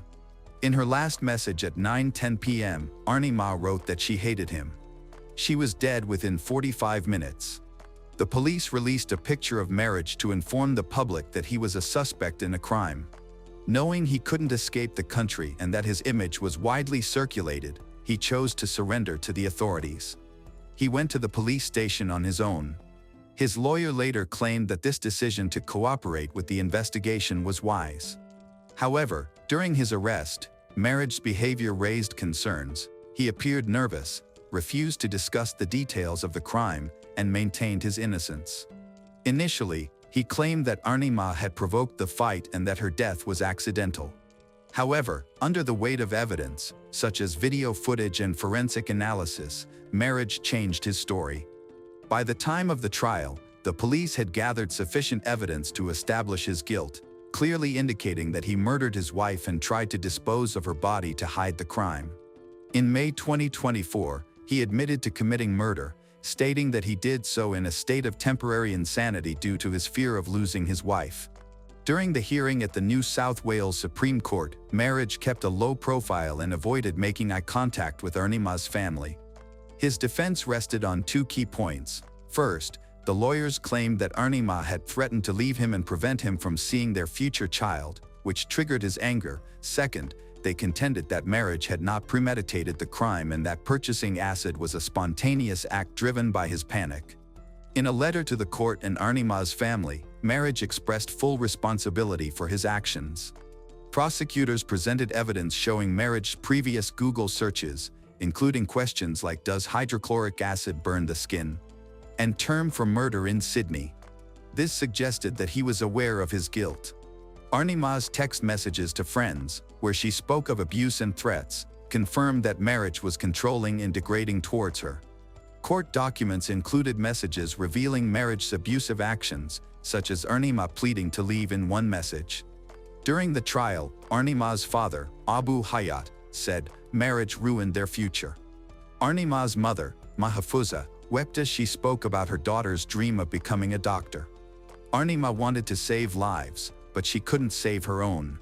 In a statement read by a support person, Ernie Ma's mother said her life fell apart the day her daughter was murdered. "There is no joy, no laughter, only suffering and pain. Her tears are never ending, and the deep ache in her heart never stops," she said. Ernie Ma was stolen not only from their family but from the thousands of people she would have helped as a wonderful medical doctor. She recalled the day Ernie Ma got into medical school as the happiest day of her life. Mahfuza was so overjoyed, she thought her heart would burst. Mahfuza remembered how beautiful her daughter looked the day they received their Australian citizenship and said she would give anything to see her face just one more time. Instead, she sit by Ernie Ma's grave every Friday, stroking the grass, because she can no longer stroke Ernie Ma's hair, she said. In his final statement, Marriage tried to apologize. However, his tone sounded formal, and his words were not backed by genuine emotion. A court-requested psychological evaluation revealed narcissistic and manipulative traits that cast doubt on the sincerity of his remorse. According to prosecutors, Marriage could not accept that Ernie Ma was planning to leave and saw her pregnancy as a shackle rather than a joy. The judge noted that Marriage viewed his wife as property, not as a beloved partner. On December 19, 2024, judgment was entered in this case, sentencing Marriage in the New South Wales Supreme Court. Justice Deborah Sweeney stated that he had acted with reckless indifference to life by either choking or smothering Ernie Ma. Sweeney said she had considered these factors along with Marriage's conduct regarding Ernie Ma's body after her death and that he did not undertake any significant planning or organization in killing Ernie Ma. The judge assessed the offense as being in the mid-range of seriousness for murder and sentenced Marriage Zuffer to 21 years in prison, without the possibility of parole for 16 years. Judge Deborah Sweeney stated that she took into account that he acknowledged his need for rehabilitation. She mentioned that given his youth, his limited prior record, and his attitude, it seemed he had positive prospects for rehabilitation. The judge emphasized that the sentence reflected the severity of the crime, pointing out that not only had he taken the life of an innocent person, but he had also tried to erase her existence. Today, Marriage is being held in a maximum security prison in New South Wales. Wardens report that he avoids contact with other prisoners and spends most of his time in his cell. His lawyer periodically appeals, arguing that the sentence is disproportionately harsh, but so far, all attempts have been unsuccessful. The story of Ernie Ma and Marriage is not only a chronicle of a crime but also a reminder of how tyranny in a relationship can lead to irreversible tragedy.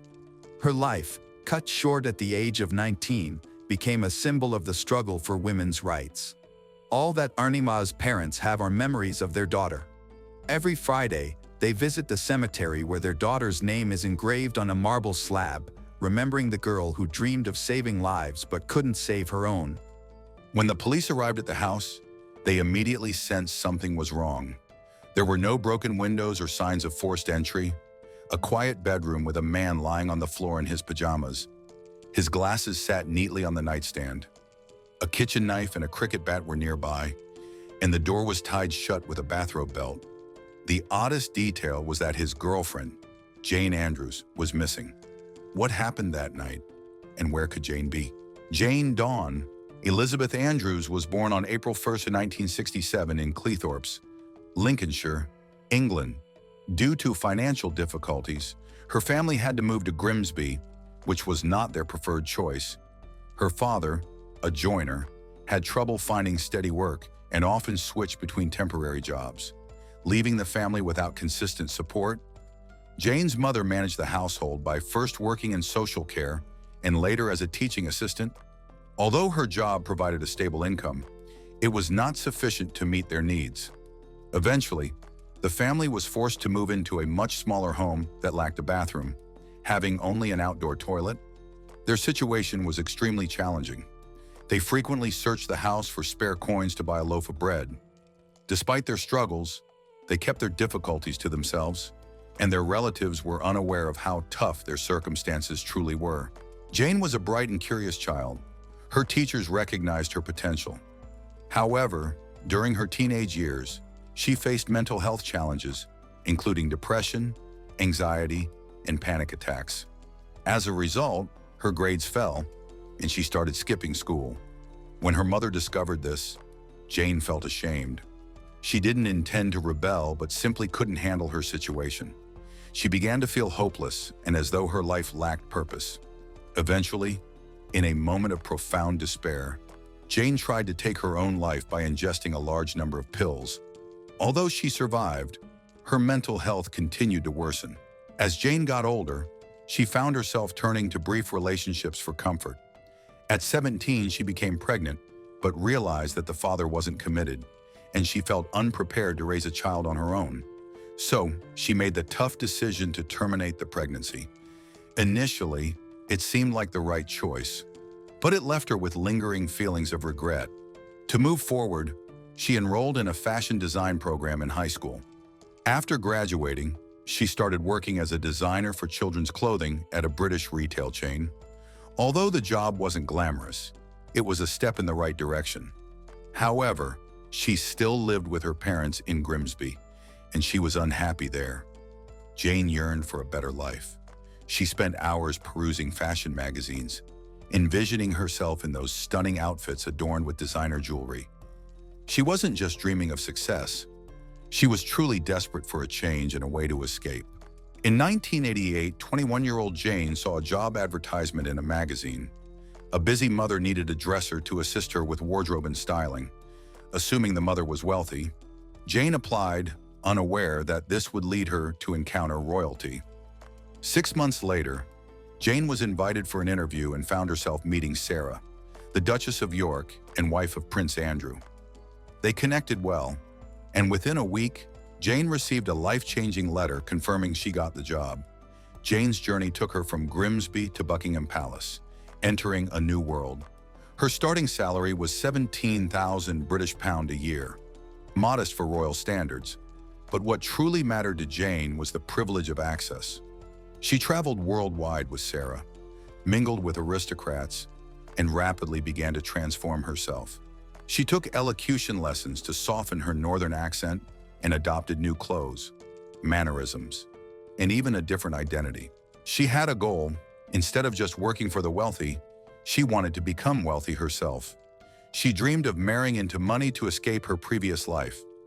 In April 1989, she met Christopher Dunn Butler, a butler who seemed to embody her dreams. He was 20 years older than her, a senior director at IBM, wealthy, sophisticated, and powerful, the perfect man for Jane. However, he was already in a relationship. Undeterred, Jane and Christopher began a secret affair, but Jane wanted more than secrecy. She offered Christopher an ultimatum. He had to choose between her and his current partner. He chose her, and soon their relationship was public. Within a year, they were engaged, and they married in August. What started as a fairy tale quickly turned sour. There was no passion or chemistry. They felt more like friends than romantic partners. Jane became restless again. She began having affairs one after the other, leading to the collapse of her marriage in 1994. The divorce didn't upset her. She had already met someone new, Dimitri Horn, a Greek businessman and son of a shipping magnate. They were introduced by the Duchess of York at another elegant event. Jane and Dimitri quickly became inseparable, enjoying fine dining, traveling, and living the romantic life she had always dreamed of. However, problems soon arose. Jane's jealousy resurfaced, growing increasingly intense. If Dimitri glanced at another woman, she noticed. If he spoke to one, she reacted with controlling and possessive behavior. Dimitri eventually reached his breaking point and ended the relationship. In a fit of rage, Jane didn't just leave, she vandalized his apartment, slashed his clothes, and destroyed his belongings in a turbulent frenzy. When things calmed down, she resorted to taking pills again.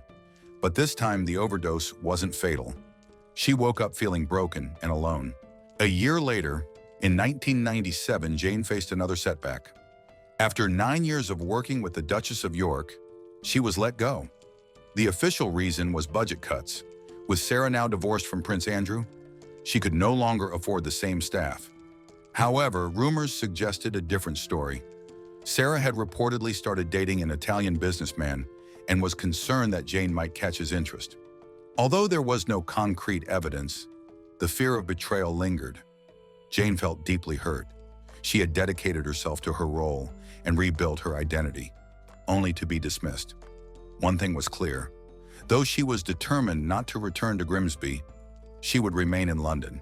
She started a new job managing the public image of a hotel in London, but just 2 months later, she was let go due to her lack of experience, which was apparent to everyone. Soon after, she found another opportunity at a high-end jewelry store in the city center. Jane took the job, not for the paycheck, but for the wealthy and influential clients she would meet. She was eager to network again. In 1998, a friend set her up on a blind date with a man named Thomas Ashley Cressman. Jane was 31 and Thomas was 37. From their first meeting, Jane was enchanted by him. He was tall, attractive, and successful, everything she had ever hoped for. Thomas came from an American family that had moved to the UK. His father was a self-made multimillionaire who built a successful chain of car dealerships across Europe. Thomas enjoyed a life of privilege, attending private schools and studying at a university in the United States, which was a stark contrast to Jane's childhood, spent with outdoor toilets and searching for coins. Thomas loved cars, especially sports cars. He enjoyed working on engines, often spending hours building and modifying them. He was charming, enthusiastic, and attentive. During this time, he fell for Jane. While she was in Greece with friends, Thomas called her every day. When she came back, he welcomed her with a large bouquet of red roses. They quickly became inseparable. Within 3 months, Jane moved into Thomas's house, but old issues reappeared. Jane struggled with seeing Thomas interact with other women. She would hover, interrupt conversations, and pull him away. Even during innocent discussions, she needed to be the sole focus of his attention, and the possessiveness that had harmed her previous relationships returned. From the very start, Jane Andrews had one clear goal: to become Jane Cressman. She believed that Thomas was the perfect man for her, wealthy, handsome, romantic, and ideally suited to be her future husband. However, Thomas was in no hurry to commit, and Jane was quickly losing her patience. She started dropping hints in public, hoping that the pressure would encourage him to propose, but Thomas remained silent. Why was he hesitant? Was he having second thoughts? Or was there someone else Jane needed answers? So she decided to check his emails. There, she discovered her worst fear: messages exchanged with a woman he had met on a flight to the United States. She didn't know how serious their relationship was, but in Jane's mind, it could only mean one thing: he was cheating. That night, Jane confronted Thomas about the situation. He tried to reassure her that he had only met the woman once, and the emails didn't mean anything. However, Jane was extremely angry and humiliated, demanding to know the truth. To ease her frustration, Thomas suggested they take a trip to Italy. This trip was planned around a motorboat show that he couldn't afford to miss. After Italy, they would continue to the French Riviera, where his family had a vacation home. Jane agreed, secretly hoping that this trip would be special. As their 2-year anniversary approaches, she wished that, in the romantic setting of the Riviera, Thomas would finally propose. However, when they arrived, they were joined by friends. They spent their days enjoying boating, attending shows, and having fun. But Jane was still waiting for the proposal she desired. After days without any sign of a ring, she finally asked Thomas directly about their future. His response was disheartening. He said there would be no engagement, not now or ever, and he was starting to have doubts about their relationship. Jane was shocked. The reality she had built in her mind collapsed in an instant. They were arguing loudly, frustrated. She called a friend to express her feelings in detail, speaking loudly so others could hear her. Even during the car ride to the airport with Thomas, his mother, and his nephew, she continued to vent on the phone. The atmosphere was tense, but Jane was indifferent to everyone else's discomfort. On Sunday, September 17, 2000, 2 days after their return to London, Thomas's mother tried to call him. There was no answer. She kept calling, but still no response. She assumed Thomas and Jane were out, perhaps having lunch, or just needed some time apart. However, when Thomas still hadn't called by the next day, his mother's worry transformed into fear. By Monday afternoon, she decided to contact his workplace. That's when she truly began to panic. Thomas hadn't shown up for work at all and hadn't sent any messages. This was completely out of character for him. His mother asked one of his co-workers to check on him since the office was just across the street from Thomas's home, and they had a spare key. The employee knocked and rang the bell, but no one answered. He opened the door and called out, receiving only silence. The downstairs area was empty. He then went upstairs and found Thomas lying motionless on the floor, with blood surrounding him. The employee quickly went outside to call emergency services, but it was too late. When the police arrived, they discovered evidence that shocked everyone. A knife, which was missing from the kitchen, had been used to stab Thomas in the chest. Nearby, an abandoned cricket bat was found. Detectives suspected that Thomas had been struck on the head before being stabbed. There were no defensive wounds on his hands, indicating that he had not fought back. He had been attacked while sleeping in his pajamas, and his glasses were on the nightstand. Furthermore, there was no sign of forced entry. There were no broken windows or damaged locks. This indicated that the killer was already inside the house when the attack occurred. A pressing question occupied the minds of all investigators. Where was Jane Andrews? Her car was missing, and her phone was not in use. Was she a victim or the perpetrator? The police released a bulletin asking the public for any information regarding Jane's vehicle. Friends, including Sarah, tried to reach her, but there was no response. Then there was a breakthrough. Her car was seen on a highway west of London, and surveillance footage at a gas station confirmed that Jane had been driving alone. Meanwhile, evidence inside Thomas's home became increasingly incriminating. Handwritten notes were discovered, including one that stated, "Thomas is horrible to me, he treats me badly," and another that questioned, "What have I done?" Even more concerning was the finding of Jane's blood-stained clothes in the hallway, a bathrobe with the belt tied from the bedroom doorknob to the stair railing. If Thomas had survived the initial attack, he would have been trapped and unable to escape. Additionally, someone had taken a shower, as traces of Thomas's blood were found in the drain. This was not a crime of passion. It appeared to be premeditated. Jane Andrews was now missing, and investigators worried she might be trying to leave the country since her passport and credit cards were missing. Suddenly, her phone came to life with messages she was texting friends to ask about Thomas, feigning ignorance. Although her tone seemed relaxed and indifferent, the police remained suspicious.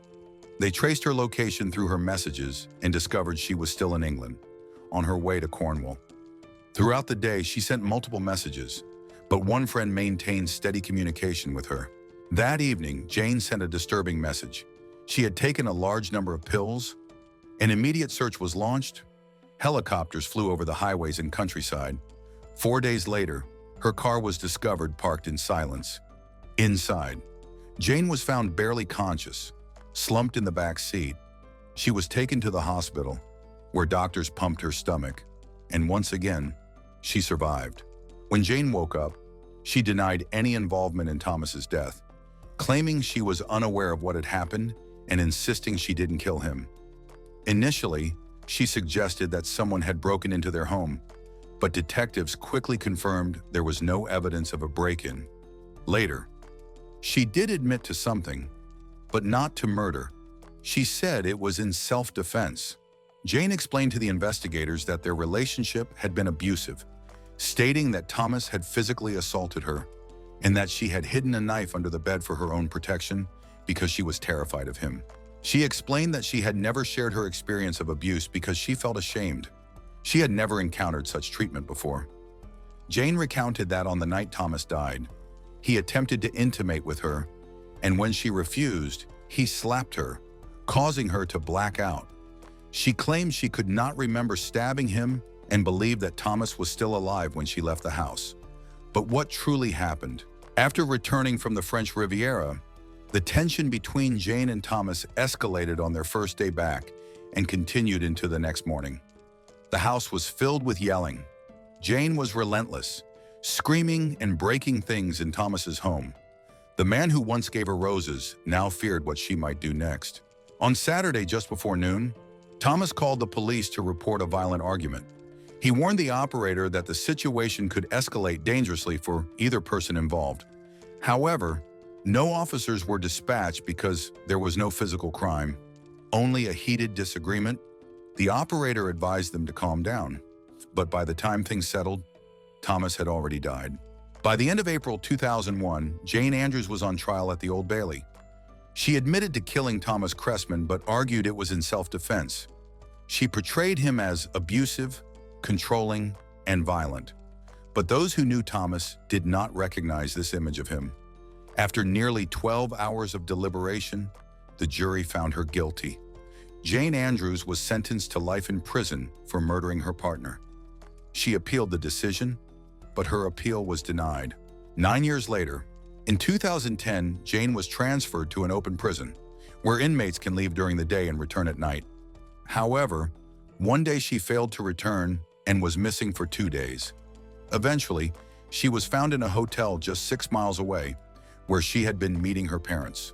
Although there were no penalties for her absence, it negatively affected her parole hearing. As a result, her release was denied in 2012. In 2015, 4 years later, officials determined that Jane was no longer a threat to society. She was granted parole and was released after spending 14 years in prison. Unfortunately, her freedom was short-lived. In 2018, she was arrested again for harassment and spent another year behind bars. When she was released on August 8, 2019, she moved to Lincolnshire and began a new life working in a supermarket. Stocking shelves. Jane experienced a dramatic journey, moving from royal palaces to prison and, ultimately, to a life of quiet anonymity. During her time in custody, she was diagnosed with borderline personality disorder, which is characterized by intense emotional fluctuations, impulsive behavior, a profound fear of abandonment, and unstable relationships.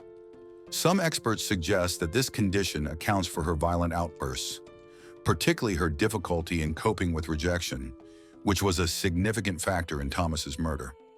However, her mental health issues did not change the facts of the case, nor did they affect her sentencing. Thomas Cressman was just 39 years old. He had a bright future, a family, and many plans ahead of him. His death was sudden, brutal, and without reason.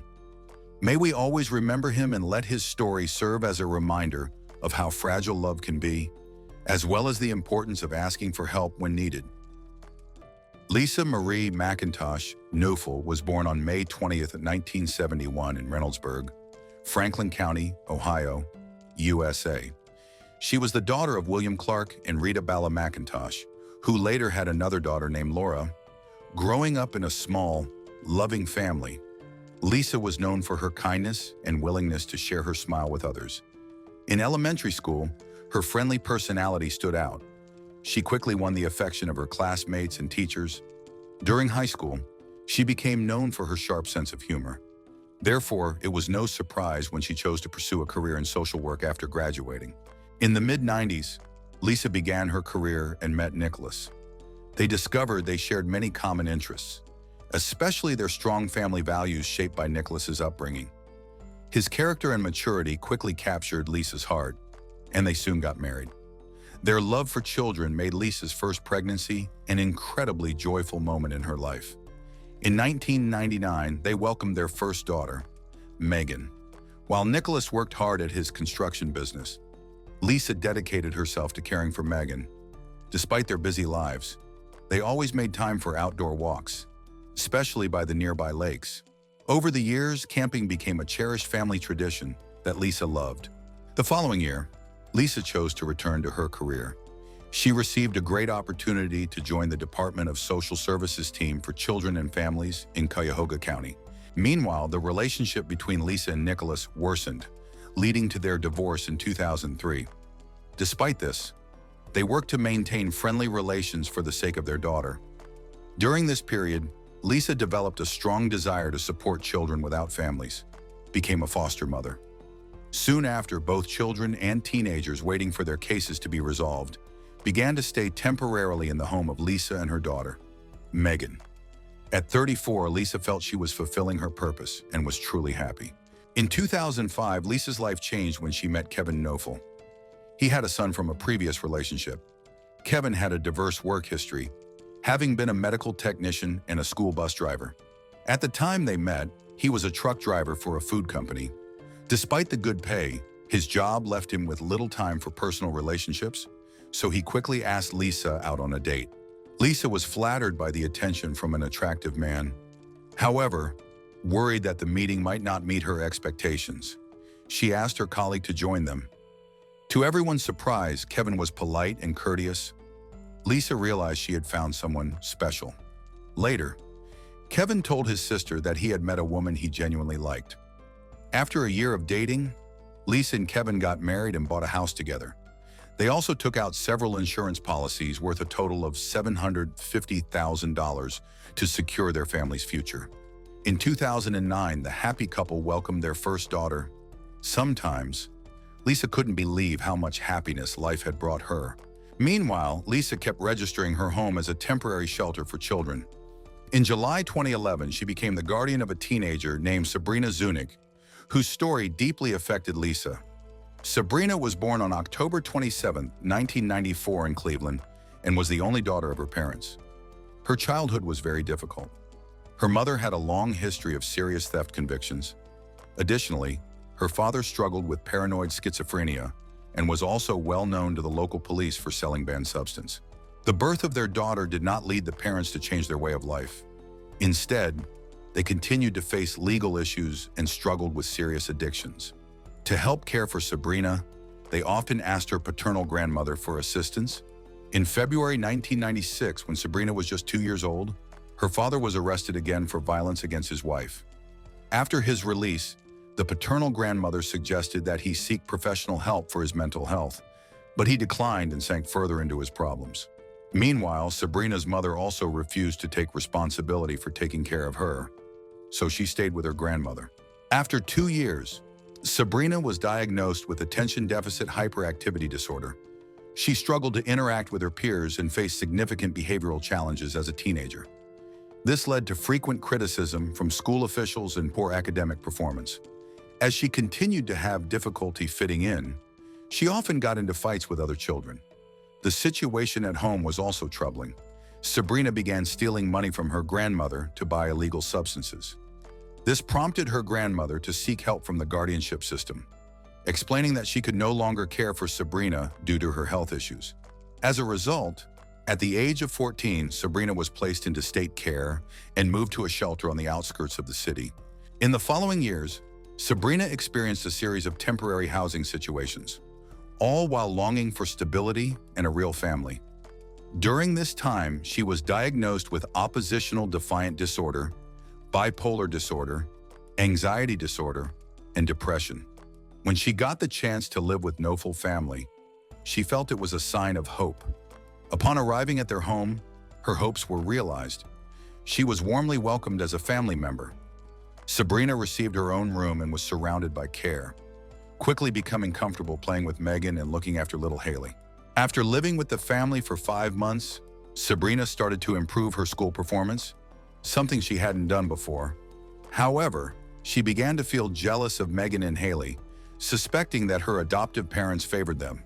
This jealousy often resulted in arguments with Lisa. Kevin, despite being away from home frequently, made an effort to resolve the tension when he returned, and Sabrina sought his support during these times. Aware of Sabrina's challenging background, Knofels chose to take steps to help her feel more valued and included in the family. The situation quickly became troubling and unexpected. Unknown to others, Kevin and Sabrina's relationship was more than just that of a stepfather and stepdaughter. By spring 2012, they had entered into a secret affair. While traveling, Kevin would pay Sabrina to send him explicit photos. Whenever they had the chance, they would meet privately, making fun of Lisa's belief in her husband's good intentions toward his adopted daughter. Over time, Lisa becomes increasingly aware of the strangeness, asking her husband to pay less attention to their adopted daughter, which causes conflict between them. The arguments became so intense that Lisa considered getting a divorce. Meanwhile, Kevin, not wanting to lose Sabrina, reached out to her social worker to ask if he could keep custody of her if they divorced. In the morning, Kevin started waking up early to take Sabrina to school. During these rides, he discussed the impending divorce with Lisa and envisioned a future where they could all live together happily. This dream motivated Sabrina. At one point, Kevin told Sabrina that, due to insurance policies, Lisa would be worth more to them dead than alive, and that the money could give them a comfortable life. From then on, Kevin started to manipulate Sabrina, instructing her on how to stage a robbery and how to use a knife to kill. To ease her fears about being caught, he reassured her that serious consequences were unlikely. He also told her to act as if she couldn't remember anything about what had happened. Kevin promised that the money they would receive would allow them to buy a house where Sabrina could take care of little Haley as if she were her own daughter. Sabrina completely accepted the plan. Sabrina needed help from someone in the criminal underworld, so she brought up the situation with a close friend from school. While they were in Kevin's car, they discussed how to find someone to eliminate Lisa. The friend, shocked by what she was hearing, tried to distance herself from the situation. Despite this failure, Sabrina is determined to carry out her plan. At that time, she was focused on her future and was discussing with her teachers the possibility of going to cosmetology school or becoming a model after graduating high school. On October 27, 2012, when Sabrina turned 18, she understood that she had to leave the foster care system and separate from Kevin. Determined to continue her stay, she filed a petition with the court, which surprisingly approved her request. On November 15, while Kevin was driving her to school, he pulled over, in tears, and confessed that he was contemplating in his own life due to a recent argument with Lisa. This moment was crucial for Sabrina, and she assured Kevin that she would help him. He then instructed her to wear a mask to disguise her face and make it appear as though a robbery was taking place. A few hours later, Kevin left Sabrina at home when he went to work. That night, Megan went to her room, while Lisa and little Haley slept in the master bedroom. Meanwhile, Kevin and Sabrina were texting each other. After midnight, Sabrina got up from her room, went to the kitchen, and took a sharp knife. Quietly, she entered the bedroom and hid Haley in the closet. When Lisa woke up, she was disoriented in the dark and thought it was Megan. Before she could say anything, Sabrina attacked her. Lisa screamed. Megan, hearing the screams, rushed into the bedroom to find a terrifying scene. Trembling, she called 911. Megan's panic and confusion grew with each moment as Sabrina, undeterred, continued her attack. Seconds later, Lisa died. When paramedics arrived, they found Megan crying and devastated over her mother's death. Fortunately, they rescued little Haley from the closet, where she had been hiding in fear. Officers then approached Sabrina, who had multiple cuts on her arms and appeared to be in shock. She was quickly arrested and taken to the hospital. Upon hearing about the incident, Kevin to go back home. During a casual interview, agents observed that he remained surprisingly calm despite the seriousness of the situation. In fact, he seemed more focused on the details of the attack than on its tragic outcome. 10 hours after the incident, Sabrina was moved from the hospital to the police station for questioning. Once there, the detectives read her rights and told her she was considered a suspect in the murder. Sabrina explained that she had gone into Lisa's bedroom to get a headache pill, but then felt a mental block. The detective asked her several questions about what happened next. Sabrina carefully followed the instructions Kevin had given her, saying her memory was unclear. Even when the detective pressed her, she remained consistent with Kevin's plan. The detective decided to change his approach and started asking Sabrina about her relationship with Lisa. Sabrina insisted that she had no knowledge of what happened to the victim. Realizing that sharing information was not effective, the detectives shifted their focus to exploring potential motives for the suspect. As a result, Sabrina was placed under preliminary arrest at the Lake County Jail. The Lake County Medical Examiner's report revealed shocking details. According to court records, Lisa was stabbed 178 times with a 15-inch knife. Many of the wounds were self-defense. The attack was so violent, the knife bent. Many defensive wounds showed that Lisa fought hard to protect herself from the attacker. The knife used in the assault had bent due to the strength of the blows. On Saturday, November 17, 2012, family and friends gathered to support Kevin and his daughter Megan.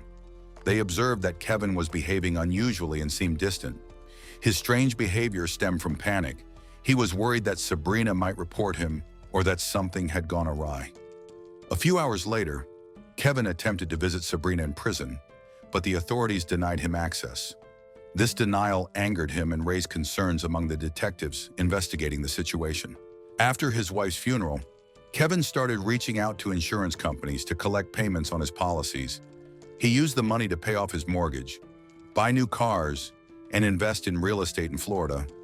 At that time, he felt confident that no one would discover his secrets and firmly believed in Sabrina's loyalty. In May 2013, feeling betrayed, Sabrina chose to cooperate with the investigation and testify against Kevin. In her testimony, which she provided in exchange for a lighter sentence, she shared all the details of their relationship, including how Kevin convinced her to commit the crime and his intentions behind it. She also talked about the original plan to hire someone else to carry out the murder.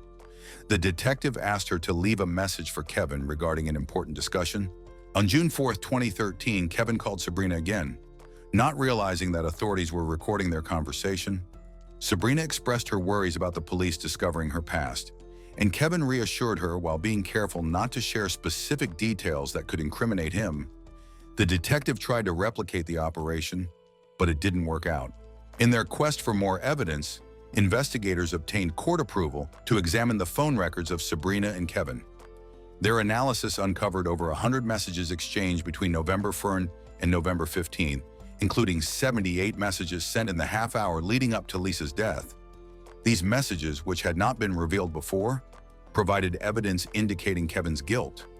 Consequently, on August 9, 2013, he was arrested despite maintaining his innocence. He faced 6 charges of abuse, 3 charges of being an accessory to murder with aggravating circumstances, and 2 charges of conspiracy to commit murder with aggravating circumstances. The trial began on May 29, 2014, in Lake County Common Pleas Court. In his opening statement, the prosecutor presented evidence suggesting that Kevin had heavily influenced Sabrina to commit the crime, highlighting the inappropriate nature of their relationship. The defense, on the other hand, argued that Sabrina's mental health issues showed she acted independently. However, this argument weakened when Sabrina stated her love for Kevin during questioning and confirmed that both of them planned the crime together in order to be together. The defense attorney highlighted the absence of physical evidence against his client and the lack of proof regarding their supposed relationship. In response, Sabrina reluctantly agreed, her sadness evident as Kevin's lawyer presented his case. However, she remained firm in her account of what happened, stressing that she was not the only one involved. On June 11, 2014, after 9 hours of discussion, the Lake County jury found Kevin guilty of all 11 charges. The next hearing was held nearly 2 months later, on August 6, 2014. Before the judge made his ruling, the prosecutor spoke to the audience, stating that Kevin never genuinely intended to create a happy life with Sabrina. Instead, he used her as a tool to gain money from his wife's insurance and to acquire their shared property. Before the sentencing, the judge explained Kevin's involvement in the crime. Consequently, Kevin was sentenced to life in prison, with the option for parole after 30 years for the murder of Lisa. On September 29, 2014, the judge presided over a hearing where Sabrina Zunic was convicted of murder. Before handing down the sentence, the judge acknowledged that Sabrina had been manipulated by Kevin. However, he stressed that the severity of the crime was more significant than this factor. Expressing remorse, Sabrina apologized to the victims and stated her desire to begin healing. Like Kevin, she was also sentenced to life in prison with the possibility of parole after 30 years. In February 2017, a judge decided that Megan and Haley, who witnessed a terrible event, should each receive $6.2 million in compensation for their personal and property losses. This tragedy deeply affected the victim's eldest daughter. However, despite the trauma that could have influenced her future, she chose to pursue a degree in criminal justice. She wanted to honor her mother's legacy, as her mother was always willing to protect and support those in need. Yvonne Lohr dreamed of discovering the world, feeling free, exploring ancient lands, and sharing joyful selfies from the farthest corners of the earth. Then, on a bright morning in Egypt, everything changed. After a series of frantic text messages, there was only silence. This is the story of Yvonne Lohr, a daughter, a sister, a traveler. A group of tourists, including her, goes missing under shocking circumstances, need unraveling a mysterious plot far from home. Yvonne Lohr was born on May 11, 2000 in Colombia. She is the eldest daughter of Mary Sanchez and Diego Lohr, and grew up with her younger brother, with whom she shared a strong and inseparable bond. Although little is known about her early life, it is clear that, as an adult, Yvonne made a courageous choice. She moved to Europe in hopes of a brighter future. She settled in Barcelona, Spain. Her friends and family described her as strong, very sensitive, and extremely loyal. She cared deeply for her loved ones and supported her family in Colombia by working multiple jobs, sometimes holding as many as 3 at the same time. Although her exact positions in Spain are not clear, her determination to support others was unquestionable. Yvonne loved adventure, and her social media accounts were filled with photos from her travels, showcasing her independence and lively spirit. In April 2025, Yvonne organized a trip that would turn out to be her most unforgettable adventure, and also her last. This time, she wouldn't be traveling alone. Her close friend Stefania Bedoya, a Colombian woman 5 years older than her, would be joining her.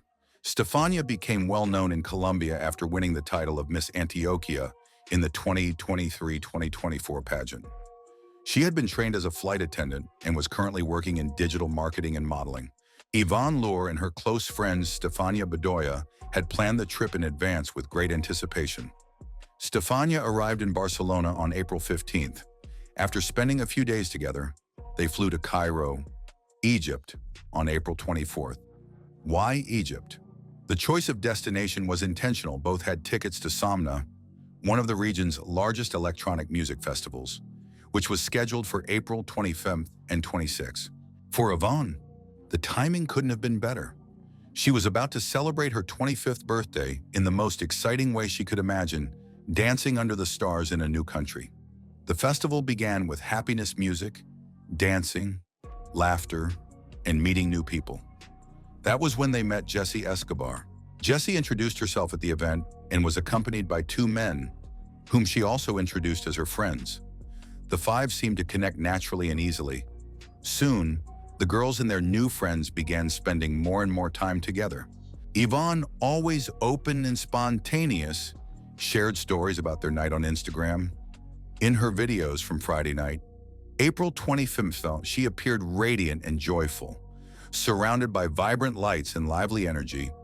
By that point, the girls trusted Jessie enough that, when she asked for the address of their hotel, they gave it to her. Jessie told them she would pick them up on April 27th at 9 a.m. to take them to another party. Everything changed on the morning of April 27th. At about 11:04 a.m., Yvonne started sending urgent messages to her family. But these weren't her usual cheerful updates, they were warnings. She wrote that someone was trying to hurt them and wanted to take them away by force.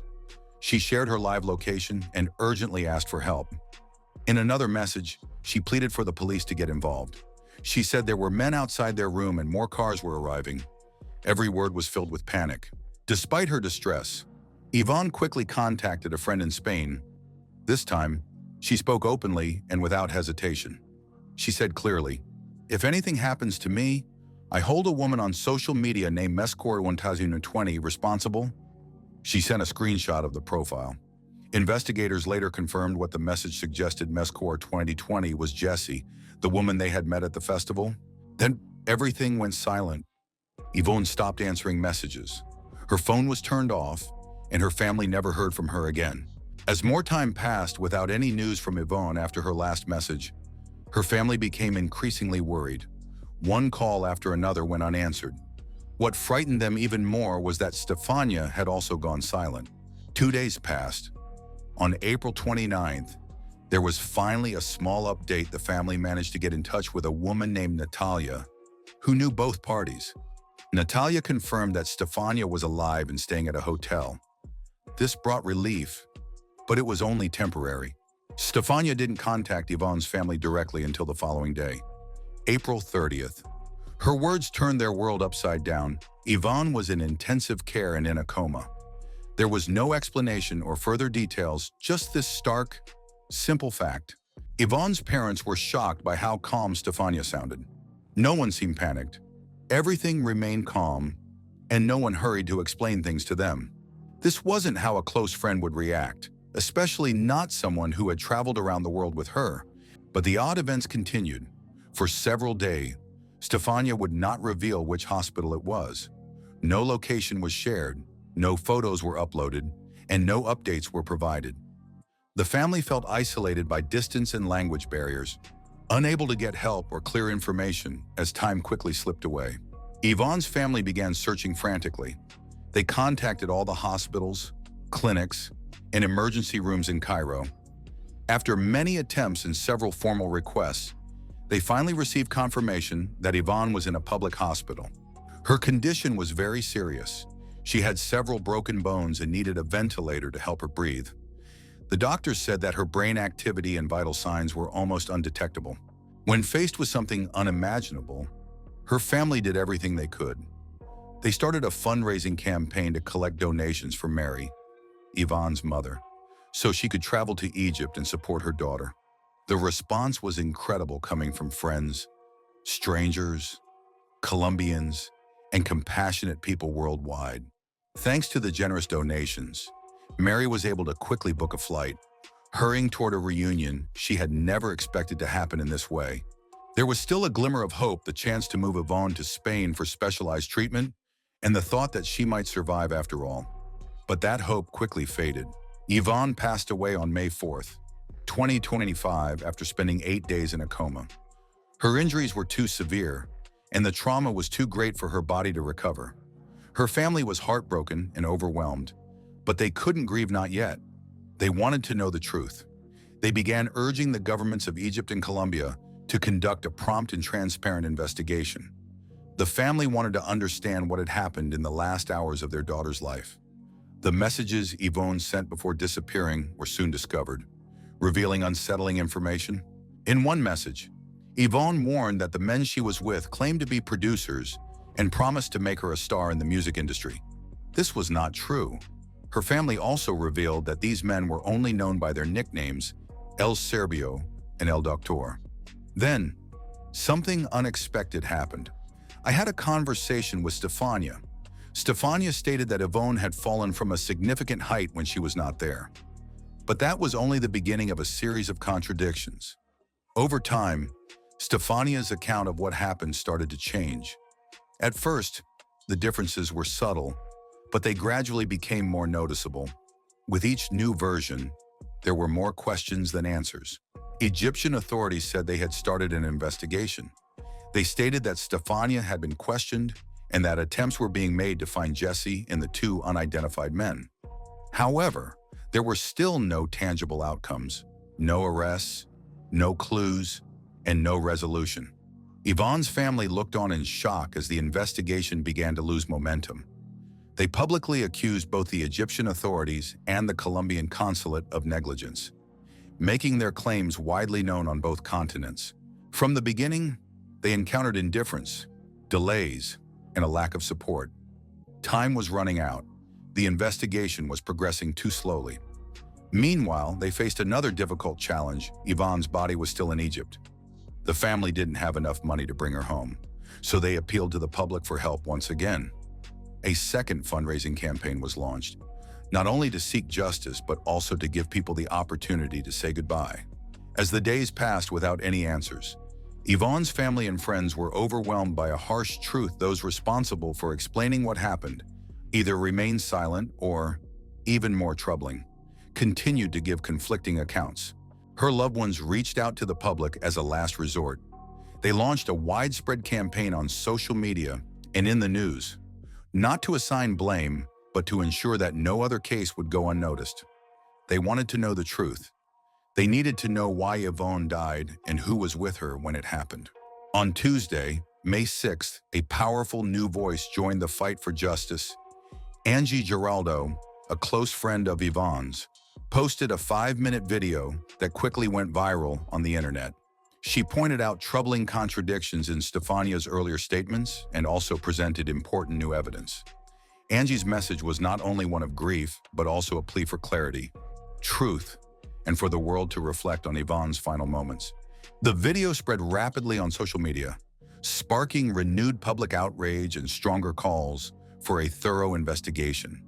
Angie explained her case clearly, providing screenshots, photos, and video clips. She said these were first posted by Stefania on social media, but were later deleted for unknown reasons. Luckily, those posts were saved. This material provides a more complete view, showing parts of the girls' trip and their interactions following the incident that left Yvonne fighting for her life. The findings contradicted the official accounts. They raised questions about the timeline, the people involved, and the overall story that was being presented. Based on the evidence Angie gathered and presented, Stefania and Jessie were the two women most involved in the situation. Neither of them was able to give a clear or consistent explanation of what happened. Both their public and private statements were inconsistent, often containing gaps and contradictions. Neither woman could provide a clear timeline, explain how Yvonne was injured, or give a logical account of events from beginning to end. Instead of providing clarity, their statements only created more confusion. As a result, confusion increased, suspicion intensified, and people around the world began paying closer attention. Stefania herself exhibited some of the most troubling inconsistencies. Angie included social media posts that Stefania had shared after the incident, and these posts appeared to be completely out of touch with reality. At one point, Stefania casually mentioned to a friend that she planned to eat at a luxury restaurant in Cairo, even though, at that same time, Yvonne was in the hospital in critical condition, fighting for her life. Despite everything, Stefania seemed unconcerned. The tone of her messages angered people, who wondered why she was not showing any sadness, urgency, or compassion. As these details came to light, more people began to doubt Stefania's involvement and to wonder if she had been completely honest. Stefania's actions were concerning, but Jessie's reaction was equally troubling, urgently seeking answers. Yvonne's family reached out to Jessie personally, hoping she could provide a clear explanation, something that would bring them peace, or at least help them understand. Instead, they received unclear answers, evasive voice messages, and even more conflicting statements. Jessie never provided a specific timeline. She spoke vaguely and did not seem concerned. Her account did not clarify or explain what actually happened that night. Her hesitation led people to become more distrustful and increasingly believe that important information was being withheld. In another leaked conversation, Stefania was overheard advising someone to remain calm and to follow all instructions. She referred to what happened to Yvonne merely as a difficult situation, without providing any details or showing any concern. To Yvonne's loved ones, these reactions did not indicate fear or trauma, but rather a sense of detachment, which only made them more suspicious. Let's remember that Stefania initially told the family that Yvonne had fallen from a high place. She claimed that she was not present during the incident and only learned about it afterwards. However, there were significant gaps in her account. She could not specify where the fall had taken place, when it had happened, or how Yvonne had been discovered. Her unclear story was already falling apart, and as more evidence emerged, her silence seemed less like confusion and more like she was hiding something. In a video that Stefania later deleted from social media, she said she was leaving a hotel in Cairo because she believed that a human trafficking ring was operating there. She claimed that she had been rescued and was now receiving threats, although she showed no visible injuries. Later, she gave a completely different version of what had happened. In this new statement, Stefania confirmed that she was with Yvonne when everything occurred. She mentioned both of them. As they were walking down the street, Jesse and two unidentified men were behind them. Stefania said that Yvonne began to panic and showed obvious signs of anxiety. Stefania tried to calm her down, but then, according to Stefania, Yvonne went ahead on her own to look for a safe place. Stefania said she took a taxi to try to catch up, but when she reached the spot where she expected to find Yvonne was no longer there. She said that was the moment when everything fell apart. Once again, nothing matched up. The timeline was unclear, and the locations were not specified. To make things even more confusing, Stefania later reported that Yvonne had been found with several broken bones. All of her belongings were still with her except for her passport, which was missing. Another warning sign, another unanswered question. Stefania said she felt completely broken, both emotionally and physically, as she tried to express how devastated she was. However, it was already too late to change what had happened. When those videos were released, social media erupted with activity. People began investigating the backgrounds of both Stefania and Jesse. Rumors circulated about Jesse. Some people accused her of being involved with human trafficking networks, while others claimed she had lived and worked in countries such as Germany and Turkey, specifically mentioning Ankara. Additionally, there were allegations that she had appeared on escort websites. At the same time, Stefania's name resurfaced in reports about her disagreements with Colombian brands, lingering issues from her participation in beauty pageants, and controversies within the modeling industry. Although none of these allegations were ever officially confirmed, rumors and speculation spread widely. As online pressure increased, both women made their social media profiles private, effectively bringing the case to a standstill. To this day, Yvonne's family has not received any clear or official updates from the Egyptian authorities or any government agency. No official communication has been made. This goes beyond negligence. It is outright abandonment. Many international reports warn that Egypt is a high-risk destination for women traveling alone. There are serious and increasing dangers, such as widespread gender-based violence and a largely hidden trafficking crisis. Refugees and migrants, particularly women, are vulnerable to exploitation. Yvonne, a Colombian woman far from home, found herself trapped in this dangerous situation. In Colombia, Yvonne's friends and family continue their fight. Their fundraiser is still ongoing. Although they have raised a substantial amount, it is still not enough to cover the significant expenses caused by this tragedy.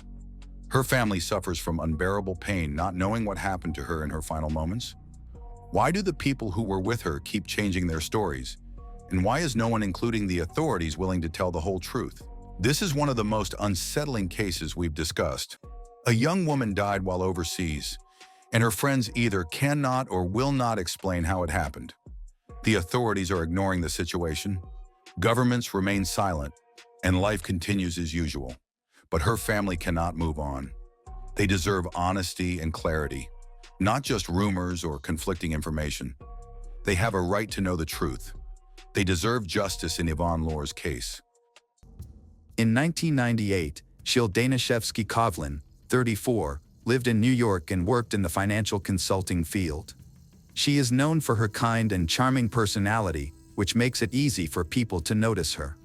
Extremely ambitious, she immediately entered the financial field in New York after graduating from college with a degree in marketing. Through dedication and hard work, Shil quickly became a respected financial advisor, serving many prestigious clients. Her colleagues admired her efficiency and determination. However, while her career was advancing rapidly, Shil's personal life was not as smooth.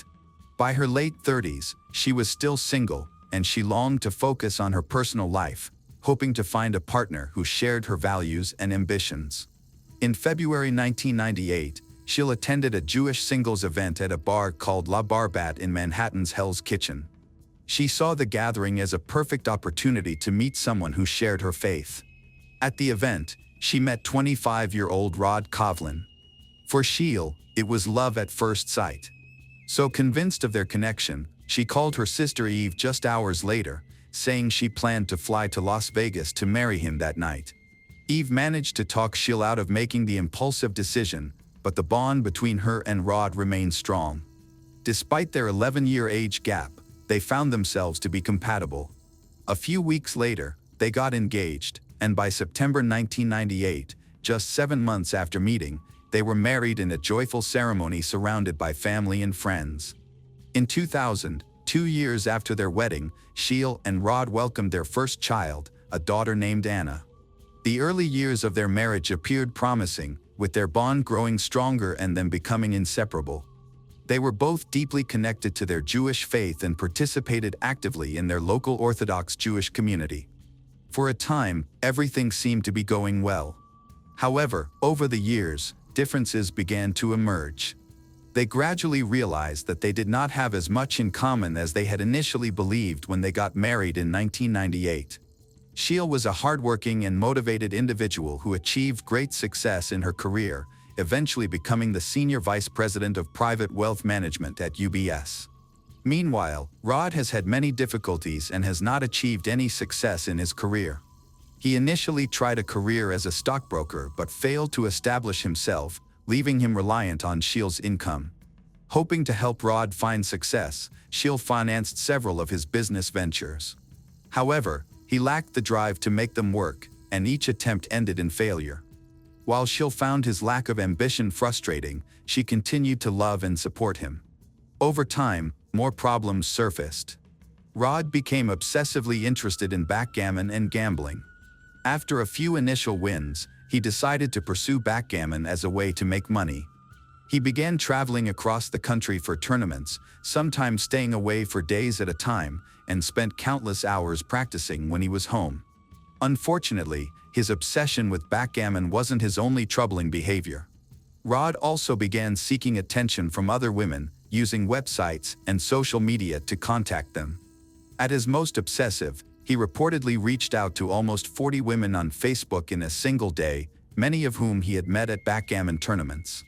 His preoccupation with backgammon and other women took precedence over his responsibilities as a husband and father. To make matters worse, he started displaying sudden and extreme outbursts of anger, leading Schill to suspect that he might be bipolar.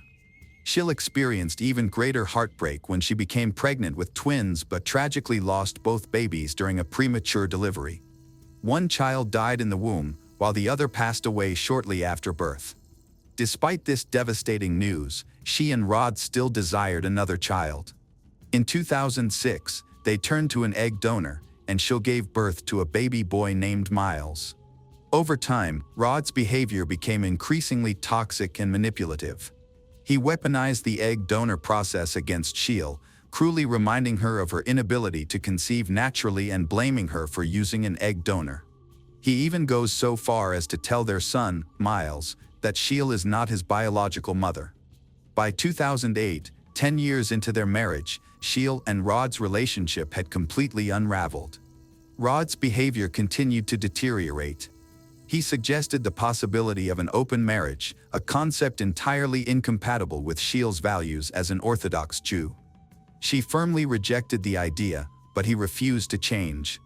He even used the alias James Early to join JDate, a Jewish dating site, openly flaunting his infidelity without any regard for his wife's feelings. By January 2009, Schill was emotionally drained and overwhelmed by Rod's toxic behavior and uncontrollable anger. Fearing for her safety and that of her children, Schill confided in her sister, Eve, expressing concern that Rod's actions could cause harm. In April 2009, she decided it was necessary to separate from him to shield her children from the ongoing conflict. She rented an apartment across the hall in the same building and asked Rod to move there, so he could stay close to the children while minimizing exposure to further tension. Initially, the arrangement seemed to work, but after only a month, Rod broke the agreement and moved his belongings back into Shell's apartment, further exacerbating the situation. By mid-May 2009, Shell realized her marriage was beyond repair and decided to file for divorce. Rod moved back into the apartment across the hall. Gradually, Shell's life began stabilizing. She fully dedicated herself to her flourishing career and, freed from her broken relationship, began dating again. Both personally and professionally, she began thriving once more. However, Rod cannot accept Shell's success and begins to sabotage her life. He installed surveillance cameras in the building's hallways and secretly placed spyware on her computer to monitor her activities. He even tried to falsely accuse her of using banned substances to make her lose her job and said she had drained all the money in their joint bank account. In reality, Shell had withdrawn only $800, while Rod had taken $7,200 since their separation. Rod's accusations failed, as Shell's boss knew the truth. Frustrated by his failed attempts, Rod grew even angrier. On July 8, 2009, he abused his unrestricted access to Shell's apartment and took their children without her permission. When he failed to return them by 8 p.m., as agreed, Shell made repeated attempts to contact him, but he ignored all her calls and messages. Fearing for her children's safety, Shell contacted the police. Contrary to what Rod had told Shell, he had neither taken the children sightseeing nor to a theme park. Instead, he took them to Columbia Presbyterian Hospital and falsely accused Shell of abusing them. However, doctors and agents from the Administration for Children's Services, ACS, quickly saw through his lies. The children were returned to Shell around 5:30 a.m. the following morning. Despite being exposed, Rod continued his fabricated claims. He reported Shell to the NYPD's Special Victims Unit, but detectives, like the doctors and ACS agents, determined he was lying and dismissed the case. This strategy ultimately backfired on Rod. The family court judge overseeing their divorce case restricted his visitation rights, allowing him to see the children only under court-supervised conditions. Additionally, the court ordered him to pay Shell $425 per month in child support. When Rod claimed he couldn't afford the payments, the court prohibited him from spending money on gambling and backgammon, which further fueled his anger. Rod's anger escalated into physical violence, including choking Shell and threatening to kill her. Fearing for her life and the safety of her children, Shell obtained a court-issued protection order. At that time, he was still a beneficiary in her will. However, on December 29, 2009, she decided to completely remove him from her will and contacted her estate attorney to finalize the changes. On December 30, 2009, Shell hired a babysitter for her children and went on a date with someone she had recently connected with on JDate. After returning home, she spent time with her children, put them to bed, and logged into her JDate profile at 10:13 p.m., logging out a few minutes later. The next morning, on December 31, 2009, Shell's 9-year-old daughter, Anna, woke up at 7 a.m. and went to wake her mother. When she didn't find Shell in her bed, she checked the bathroom. Upon opening the door, she screamed. Shell was lying face down in a pool of blood. Anna immediately called her father, Rod, who arrived at the apartment shortly after. He moved Shell's body from the bathtub, called 911, and performed CPR on her unresponsive body.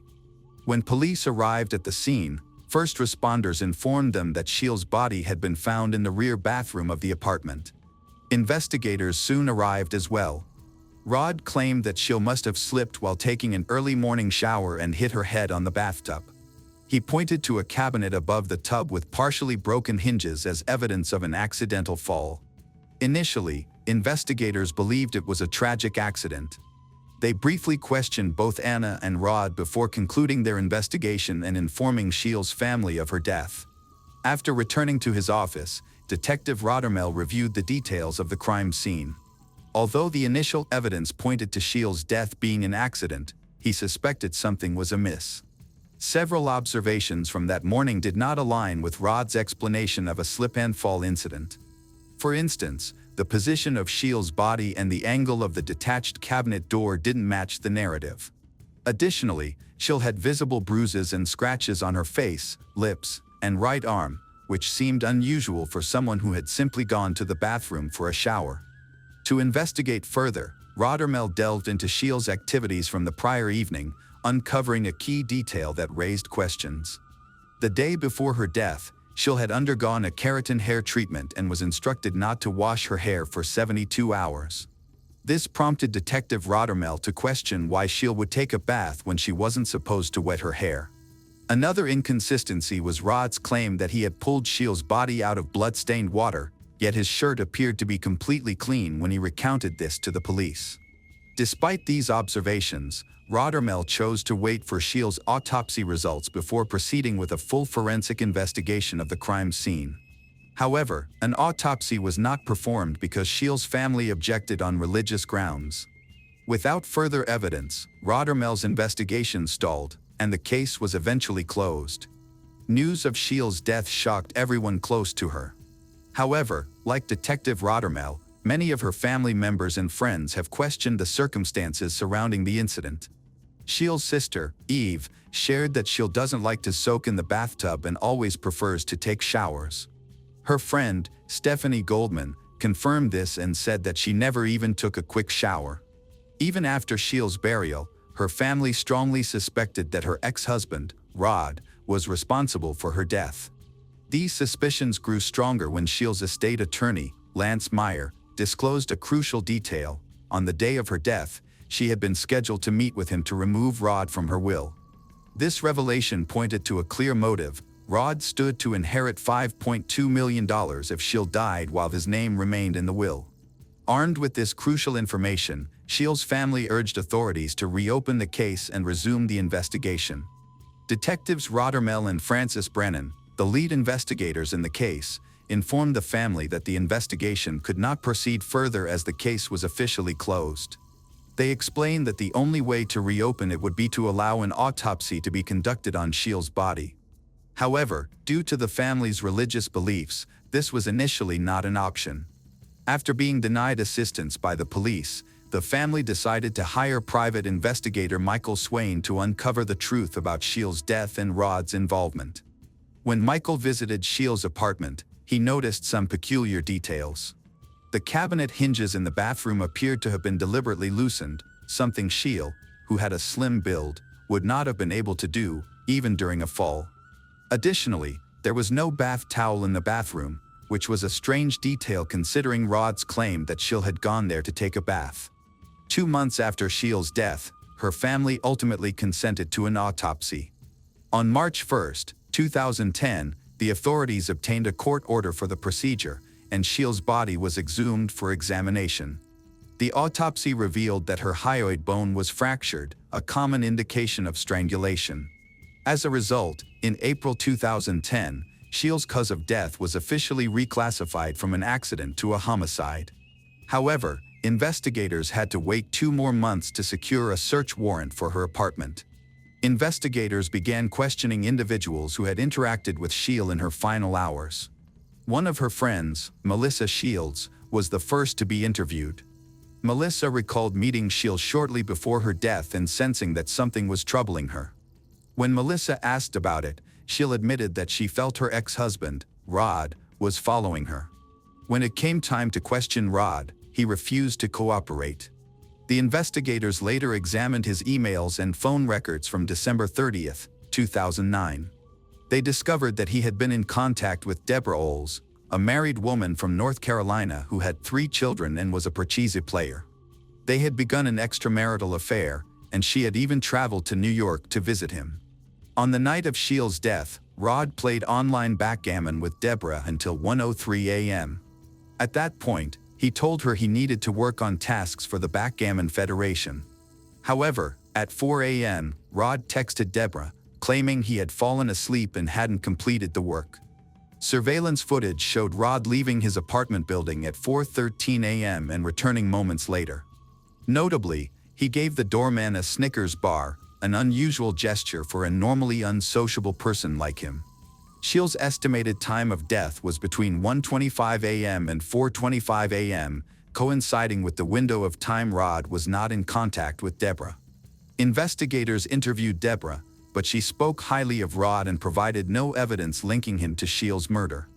Rod was unable to access the money Shields had left him and her will due to the murder case filed against him in 2011 and the ongoing investigation. His children were eventually placed in the custody of his parents following a custody battle. Later, Rod's parents discovered he had stolen $84,000 from his children's college fund, which he had spent on trips with Deborah and backgammon tournaments. As Rod's behavior became increasingly violent, his parents evicted him and Deborah from their home. Angered by this, Rod devised a plan to kill his parents in order to regain custody of his children and access Shields' money. He came up with multiple scenarios, including using his daughter, Anna, to poison their tea, but he ultimately abandoned that idea. Instead, he planned to sneak into the house through a basement window, murder his parents, retrieve his children, and burn down the house. Some of these plans involved Deborah, but she refused to participate and urged him to abandon his schemes. While Rod was plotting ways to avenge himself on his parents, the police were actively investigating Shields' murder and searching for solid evidence against him.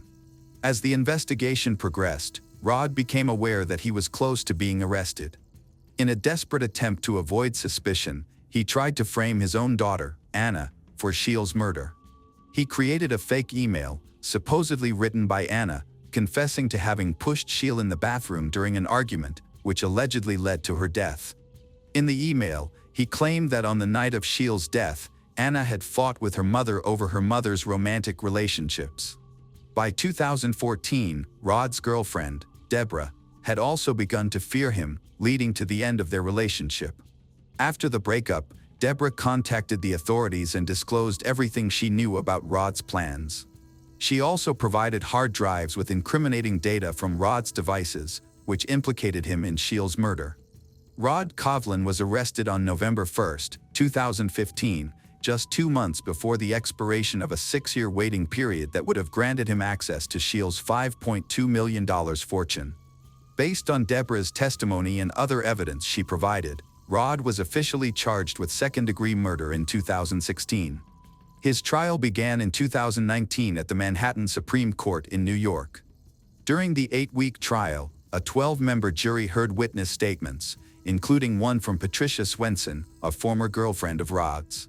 Patricia testified that during a trip in August 2009, Rod had expressed deep anger toward Shields and repeatedly stated that he wanted to kill her. Prosecutors argued that Rod had been planning Shields' murder for some time and that, although the evidence was circumstantial, it clearly identified him as the only person with a strong motive. As the trial continued, more evidence against Rod emerged. Despite his defense lawyer's attempts to portray him as innocent, the jury found Rod Kovlin guilty of murdering his ex-wife, Shields Danishevsky Kovlin, on April 10, 2019. He was sentenced to life in prison, with the possibility of parole after 25 years, for second-degree murder. Rod later appealed the verdict, but his appeal was denied. He is currently serving his sentence at the Attica Correctional Facility in New York. Gregory Bohr was born on July 19, 1981, in the American village of Scotts, Kalamazoo County, Michigan. He was the firstborn of Sharon and Gys. They later had 2 more children, Chad and Troy. Gregory has a close relationship with his brother Chad, whom he takes good care of. Solidarity and strong friendship are what set this family apart. In high school, Gregory became interested in motors and technology, devoting all his free time to experiments, studying mechanical devices and machines. During this period, he met a girl whom he began to court. Their passionate romantic relationship ended in engagement. The marriage was registered, and on March 24, 1999.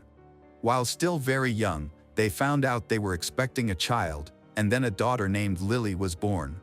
The birth of Lily filled Gregory with new strength and inspiration. After receiving his high school diploma, Gregory searched for work and, fortunately, quickly found a position at a prestigious company specializing in the production of motorcycles. This aligned with his interests, but the experience he gained pushed him forward. Soon, He changed jobs to work in a company that produced auto parts, where he had the opportunity to develop his skills, demonstrate himself as a talented worker. However, not everything went smoothly in family life. Just like at work, only love remained. Amid the routine, the spouses forgot about the bright feelings that once connected their hearts. As a result, the tension in their relationship led to divorce.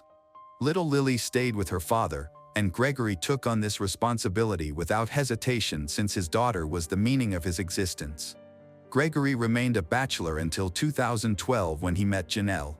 She was also from a farming background.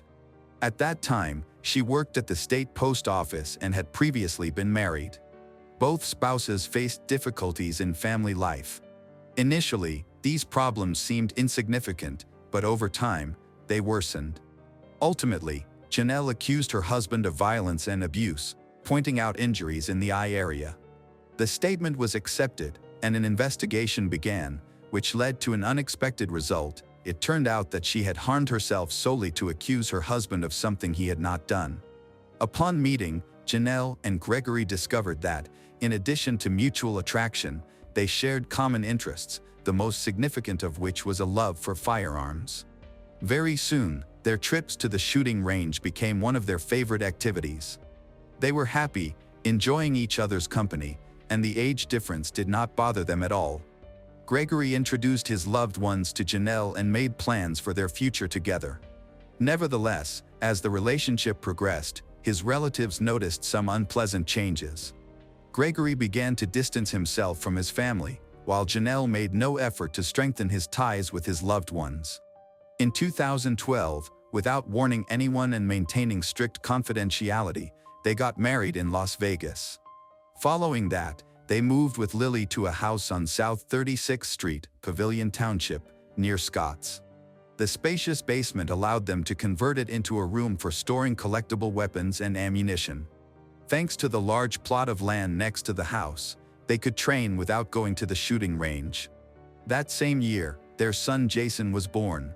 For Gregory, family was the main priority, and he tried to spend as much time as possible with his children. He was especially proud of Lily as he watched her grow into a responsible and self-confident young girl. After a long time in the auto parts industry, Gregory felt the need for a change and moved to the pharmaceutical industry. However, his work schedule became completely different, with the added burden of night shifts. Meanwhile, Janelle still did not seek to communicate with her husband's family. Soon, she began to limit encounters for little Jason with his grandmothers and uncles. Additionally, her indifference to people dear to Gregory was evident. One could say that her entire life revolved around her husband. Obsessed with the idea of becoming the center of the universe for him, Janelle began to feel envy towards the love Gregory showed his eldest daughter. She stopped taking care of Lily and did everything to make the girl's life unbearable. Despite Gregory's attempts to maintain harmony in the family, the relationship between Janelle and Lily worsened with each passing day. On an April afternoon in 2014, Gregory's patience reached its limit, and he filed for divorce in court. He requested joint custody of Jason, but as expected, it was not easy to fight with Janelle. She appealed the divorce request, arguing that the marriage could still be saved until the legal aspects were resolved. Gregory moved into the basement of the house, surrounded by a variety of weapons collected over the years of marriage, and slept on a mattress. To his disappointment, the divorce turned into a complicated and lengthy process. On the evening of February 13, 2017, Gregory went to work, telling Lily that he loved her before leaving. The next morning, when his shift ended, he returned home, went down to the basement, and lay down to rest. Around noon, Janelle also came home and, taking advantage of her husband's deep sleep, attacked him with a .40 caliber pistol. Gregory died on the spot. No sooner had she pulled the trigger than she began a series of actions that, in her opinion, should have helped her avoid responsibility. In particular, she attacked herself in the arm and then called 911 to report what had happened in their home. The Kalamazoo County Sheriff's Office responded immediately. When a group of officers arrived on the scene, Janelle was already standing outside, clutching her bloody arm. Officer Warren Meisner was among the first to arrive, Along with other police officers, he entered the house and took several photographs. After that, both Janelle and Warren were taken by ambulance to a nearby hospital. During the trip, she told Warren what had happened. According to her, when she came home on her lunch break, she decided to talk to Gregory again about the upcoming divorce. Janelle begged Gregory to reconsider his decision.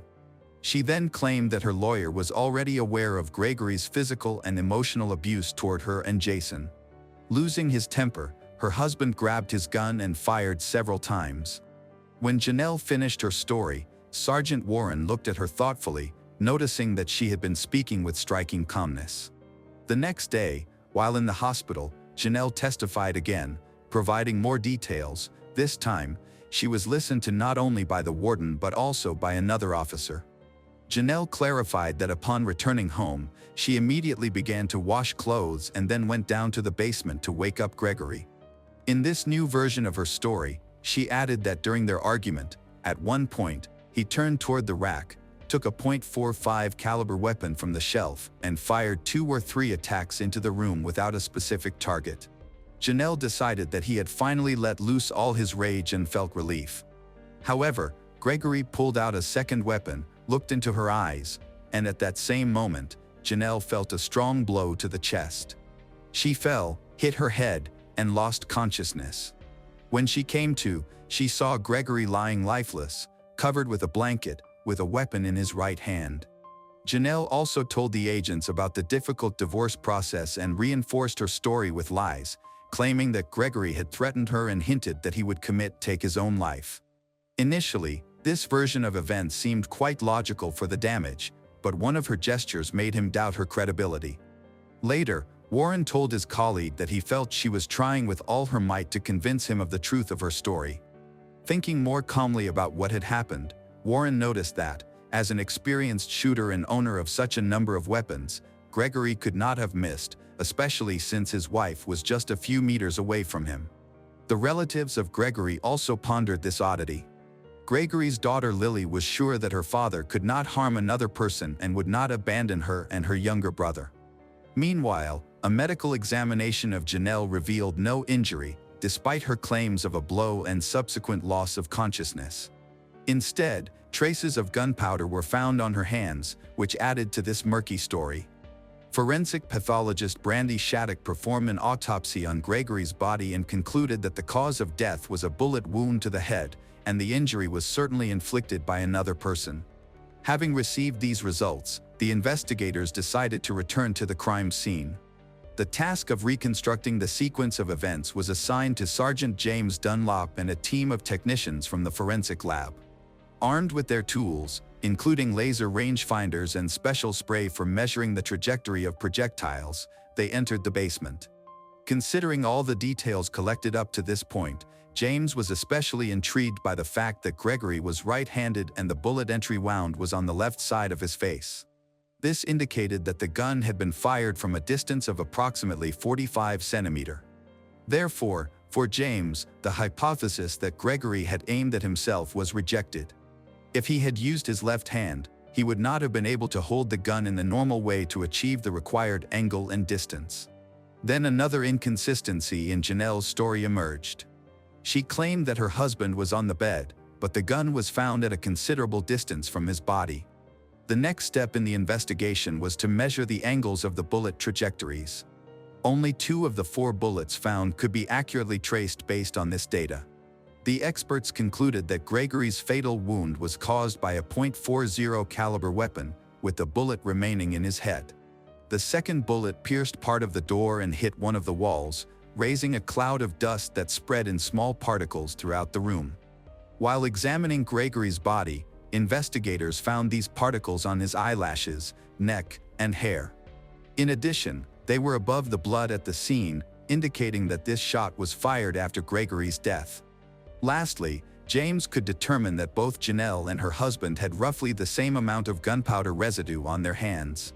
It was easy to conclude that one of them had the opportunity to wash their hands and attempted to eliminate the evidence. Of course, it was not the victim. Janelle became the prime suspect, and Officer Warren faced many questions and contradictions in this difficult situation. Studying Janelle's past, he found her ex-husband, whom he called to the station to learn about their life together and the alleged assaults. The ex-husband provided a detailed description of the incidents related to the domestic violence complaint from Janelle. Looking into the alleged violence by Gregory towards his wife and son, investigators found no evidence to support Janelle's statement. At that moment, they felt that the pieces of the puzzle were finally beginning to come together to form a whole.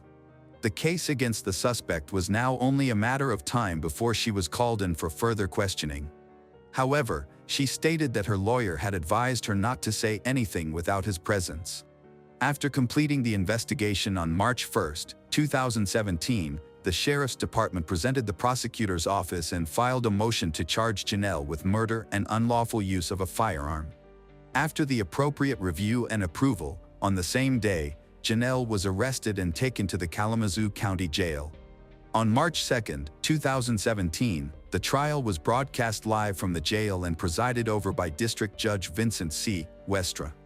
The attorney presented her arguments for Janelle's release on bail, arguing for the need to allow her to see her young son. However, Judge Westra denied the request.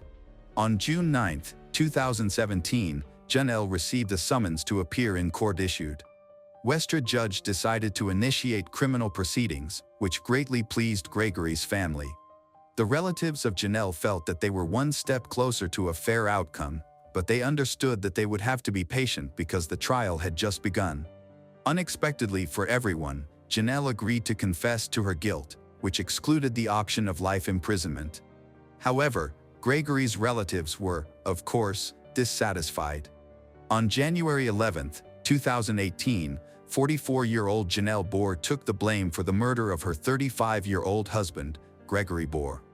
Later, on February 12, 2018, a sentencing hearing.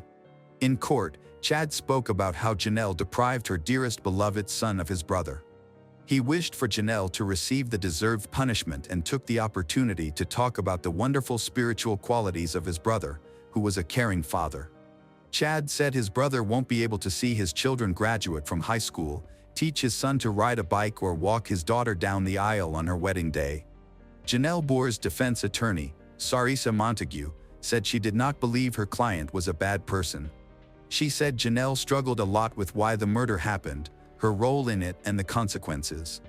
Montague said if Janelle had truly considered the consequences of her actions, she would not have committed the crime. Now, the family has lost a son and a brother and a boy without a mother and father, she said. Janelle herself also addressed Judge and asked for forgiveness for what she had done, noting that she deserved serious punishment. The court sentenced her to a term of 17 to 19 years. Jason was subsequently adopted by his uncle Chad and his wife. When Janelle gets out of prison, her son will be 22 years old. Lily will never forget the last words of her dad, who said that he loved her.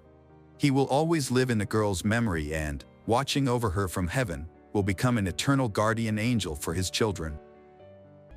On December 5, 1975, in Lancaster County, Pennsylvania, a married couple was on their way home from a school basketball game. At around 8:30 p.m., the wife decided to visit her niece, Lindy, who lived nearby. They parked their car near the apartment complex, and she got out to quickly check on her niece, leaving her husband in the car. However, when she reached the apartment, she discovered that the front door was unlocked. Cautiously peering inside, she saw a knocked-over floor lamp and other items scattered around.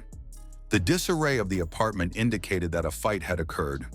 When she noticed strange stains on the floor resembling blood, she stepped into the living room. What she discovered would haunt her forever. In the center of the room lay Lindy, with a knife stabbed into her throat. Overwhelmed with panic, she ran out of the house and hurried to her car to call the police. The police arrived at the scene and were baffled about who could have had a conflict with the young 19-year-old girl, who had recently gotten married. They wondered what could have led to her brutal murder. Lindy Sue Beekler was born on January 31, 1956. Her parents divorced when she was very young. She was raised by her mother. Her father moved to the suburbs, remarried, and had a son with his new wife, making him Lindy's half-brother. From a young age, Lindy was curious and cheerful. She loved exploring new activities.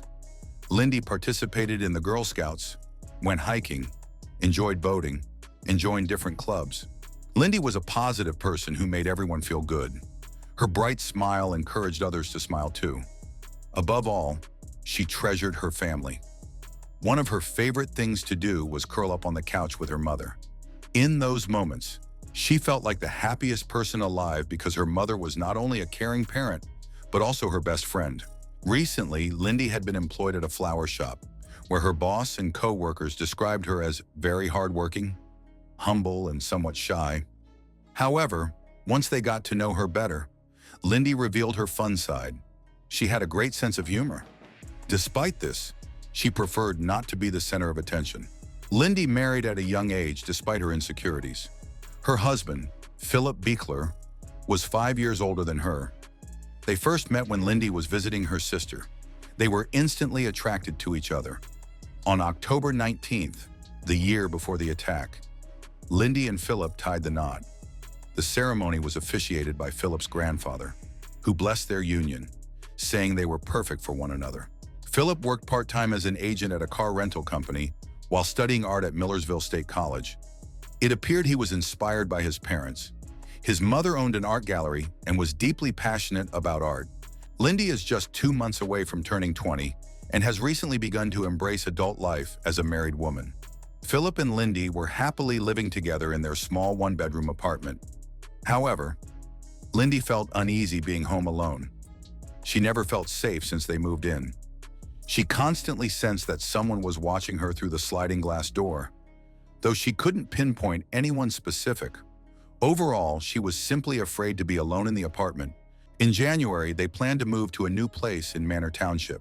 In the evenings, Lindy got home from work a couple of hours before her husband. She would lock the doors and turn on all the lights, carefully listening to every noise.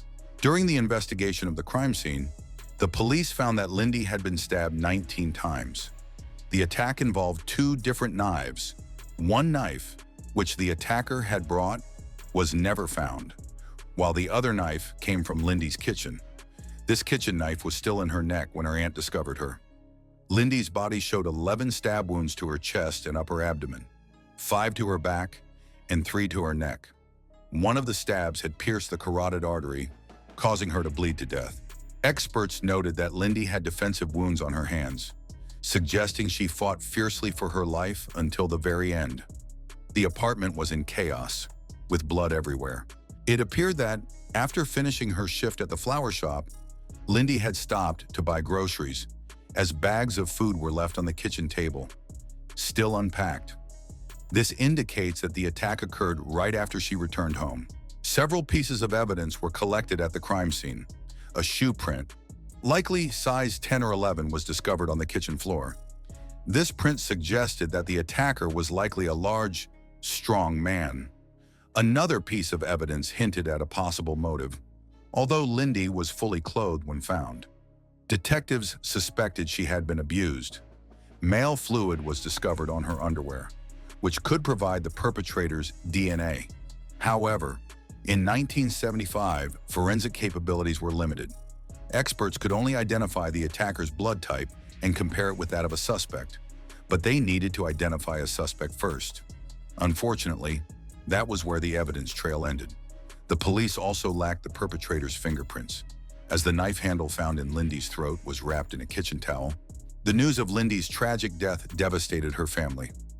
Relatives called Philip at work, telling him he needed to come home immediately because something had happened to Lindy. As he rushed to their apartment, he feared the worst, but he could never have imagined that his beloved wife had been brutally killed. The police did not allow Philip inside the apartment, leaving him confused about what had happened. They kept him in the hallway until he found out the heartbreaking news that Lindy was dead.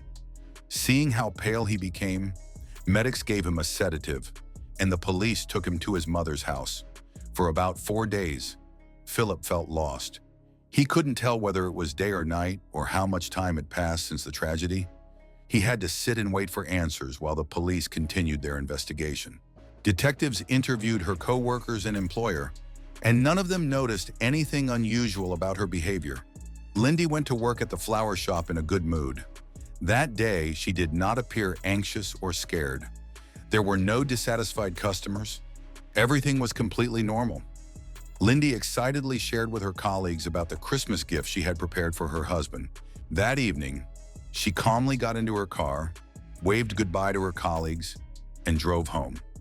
Unbeknownst to anyone, it would be her last evening alive. Around 5:30 p.m. After work, Lindy went to the car dealership where her husband, Philip, worked to pick up his paycheck. She cashed the check at the bank and then went to a nearby grocery store to buy groceries, filling 4 bags. Afterward, she headed home, parked her car, and began unloading the bags. It seemed likely she would need to make 2 trips. At that moment, someone likely entered her apartment and attacked her. Detectives speculated on this since there were no signs of forced entry, and Lindy was not the kind of person to let a stranger into her home. This led the police to believe that Lindy knew her attacker, felt safe being alone with them.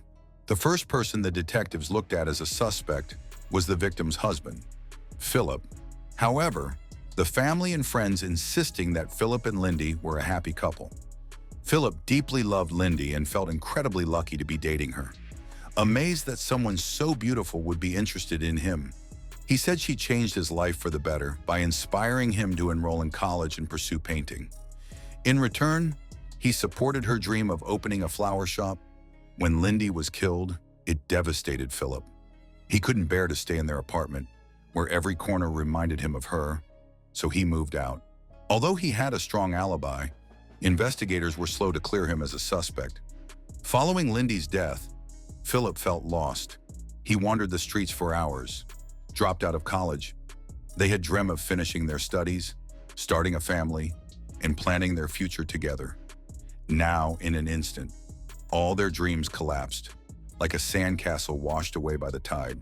Philip had to completely rebuild his life in light of this tragic reality.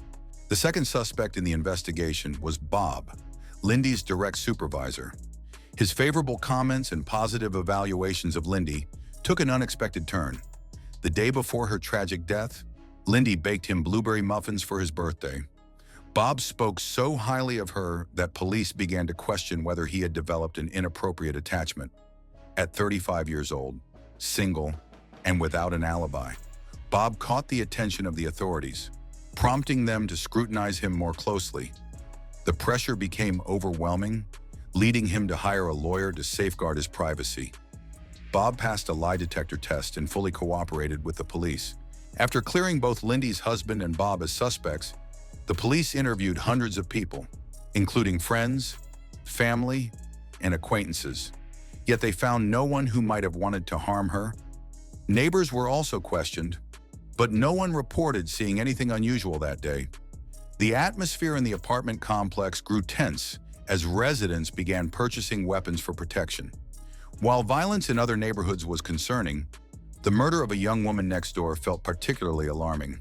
A note from the police was taped to the Beekler's front door, indicating that it was a crime scene and restricting access for local residents. This served as a constant reminder of the tragedy and the unsettling reality that the killer might still be nearby. The investigation hit a dead end. The only clue from neighbors was a report of an unfamiliar dark-colored car parked outside Lindy's house at the time of her death, with its headlights on. Even if the driver was not involved in the crime, they could have been a witness. However, locating the car proved to be impossible. Neighbors' descriptions varied widely, and no one could recall the license plate number. Meanwhile, the police station was overwhelmed with calls.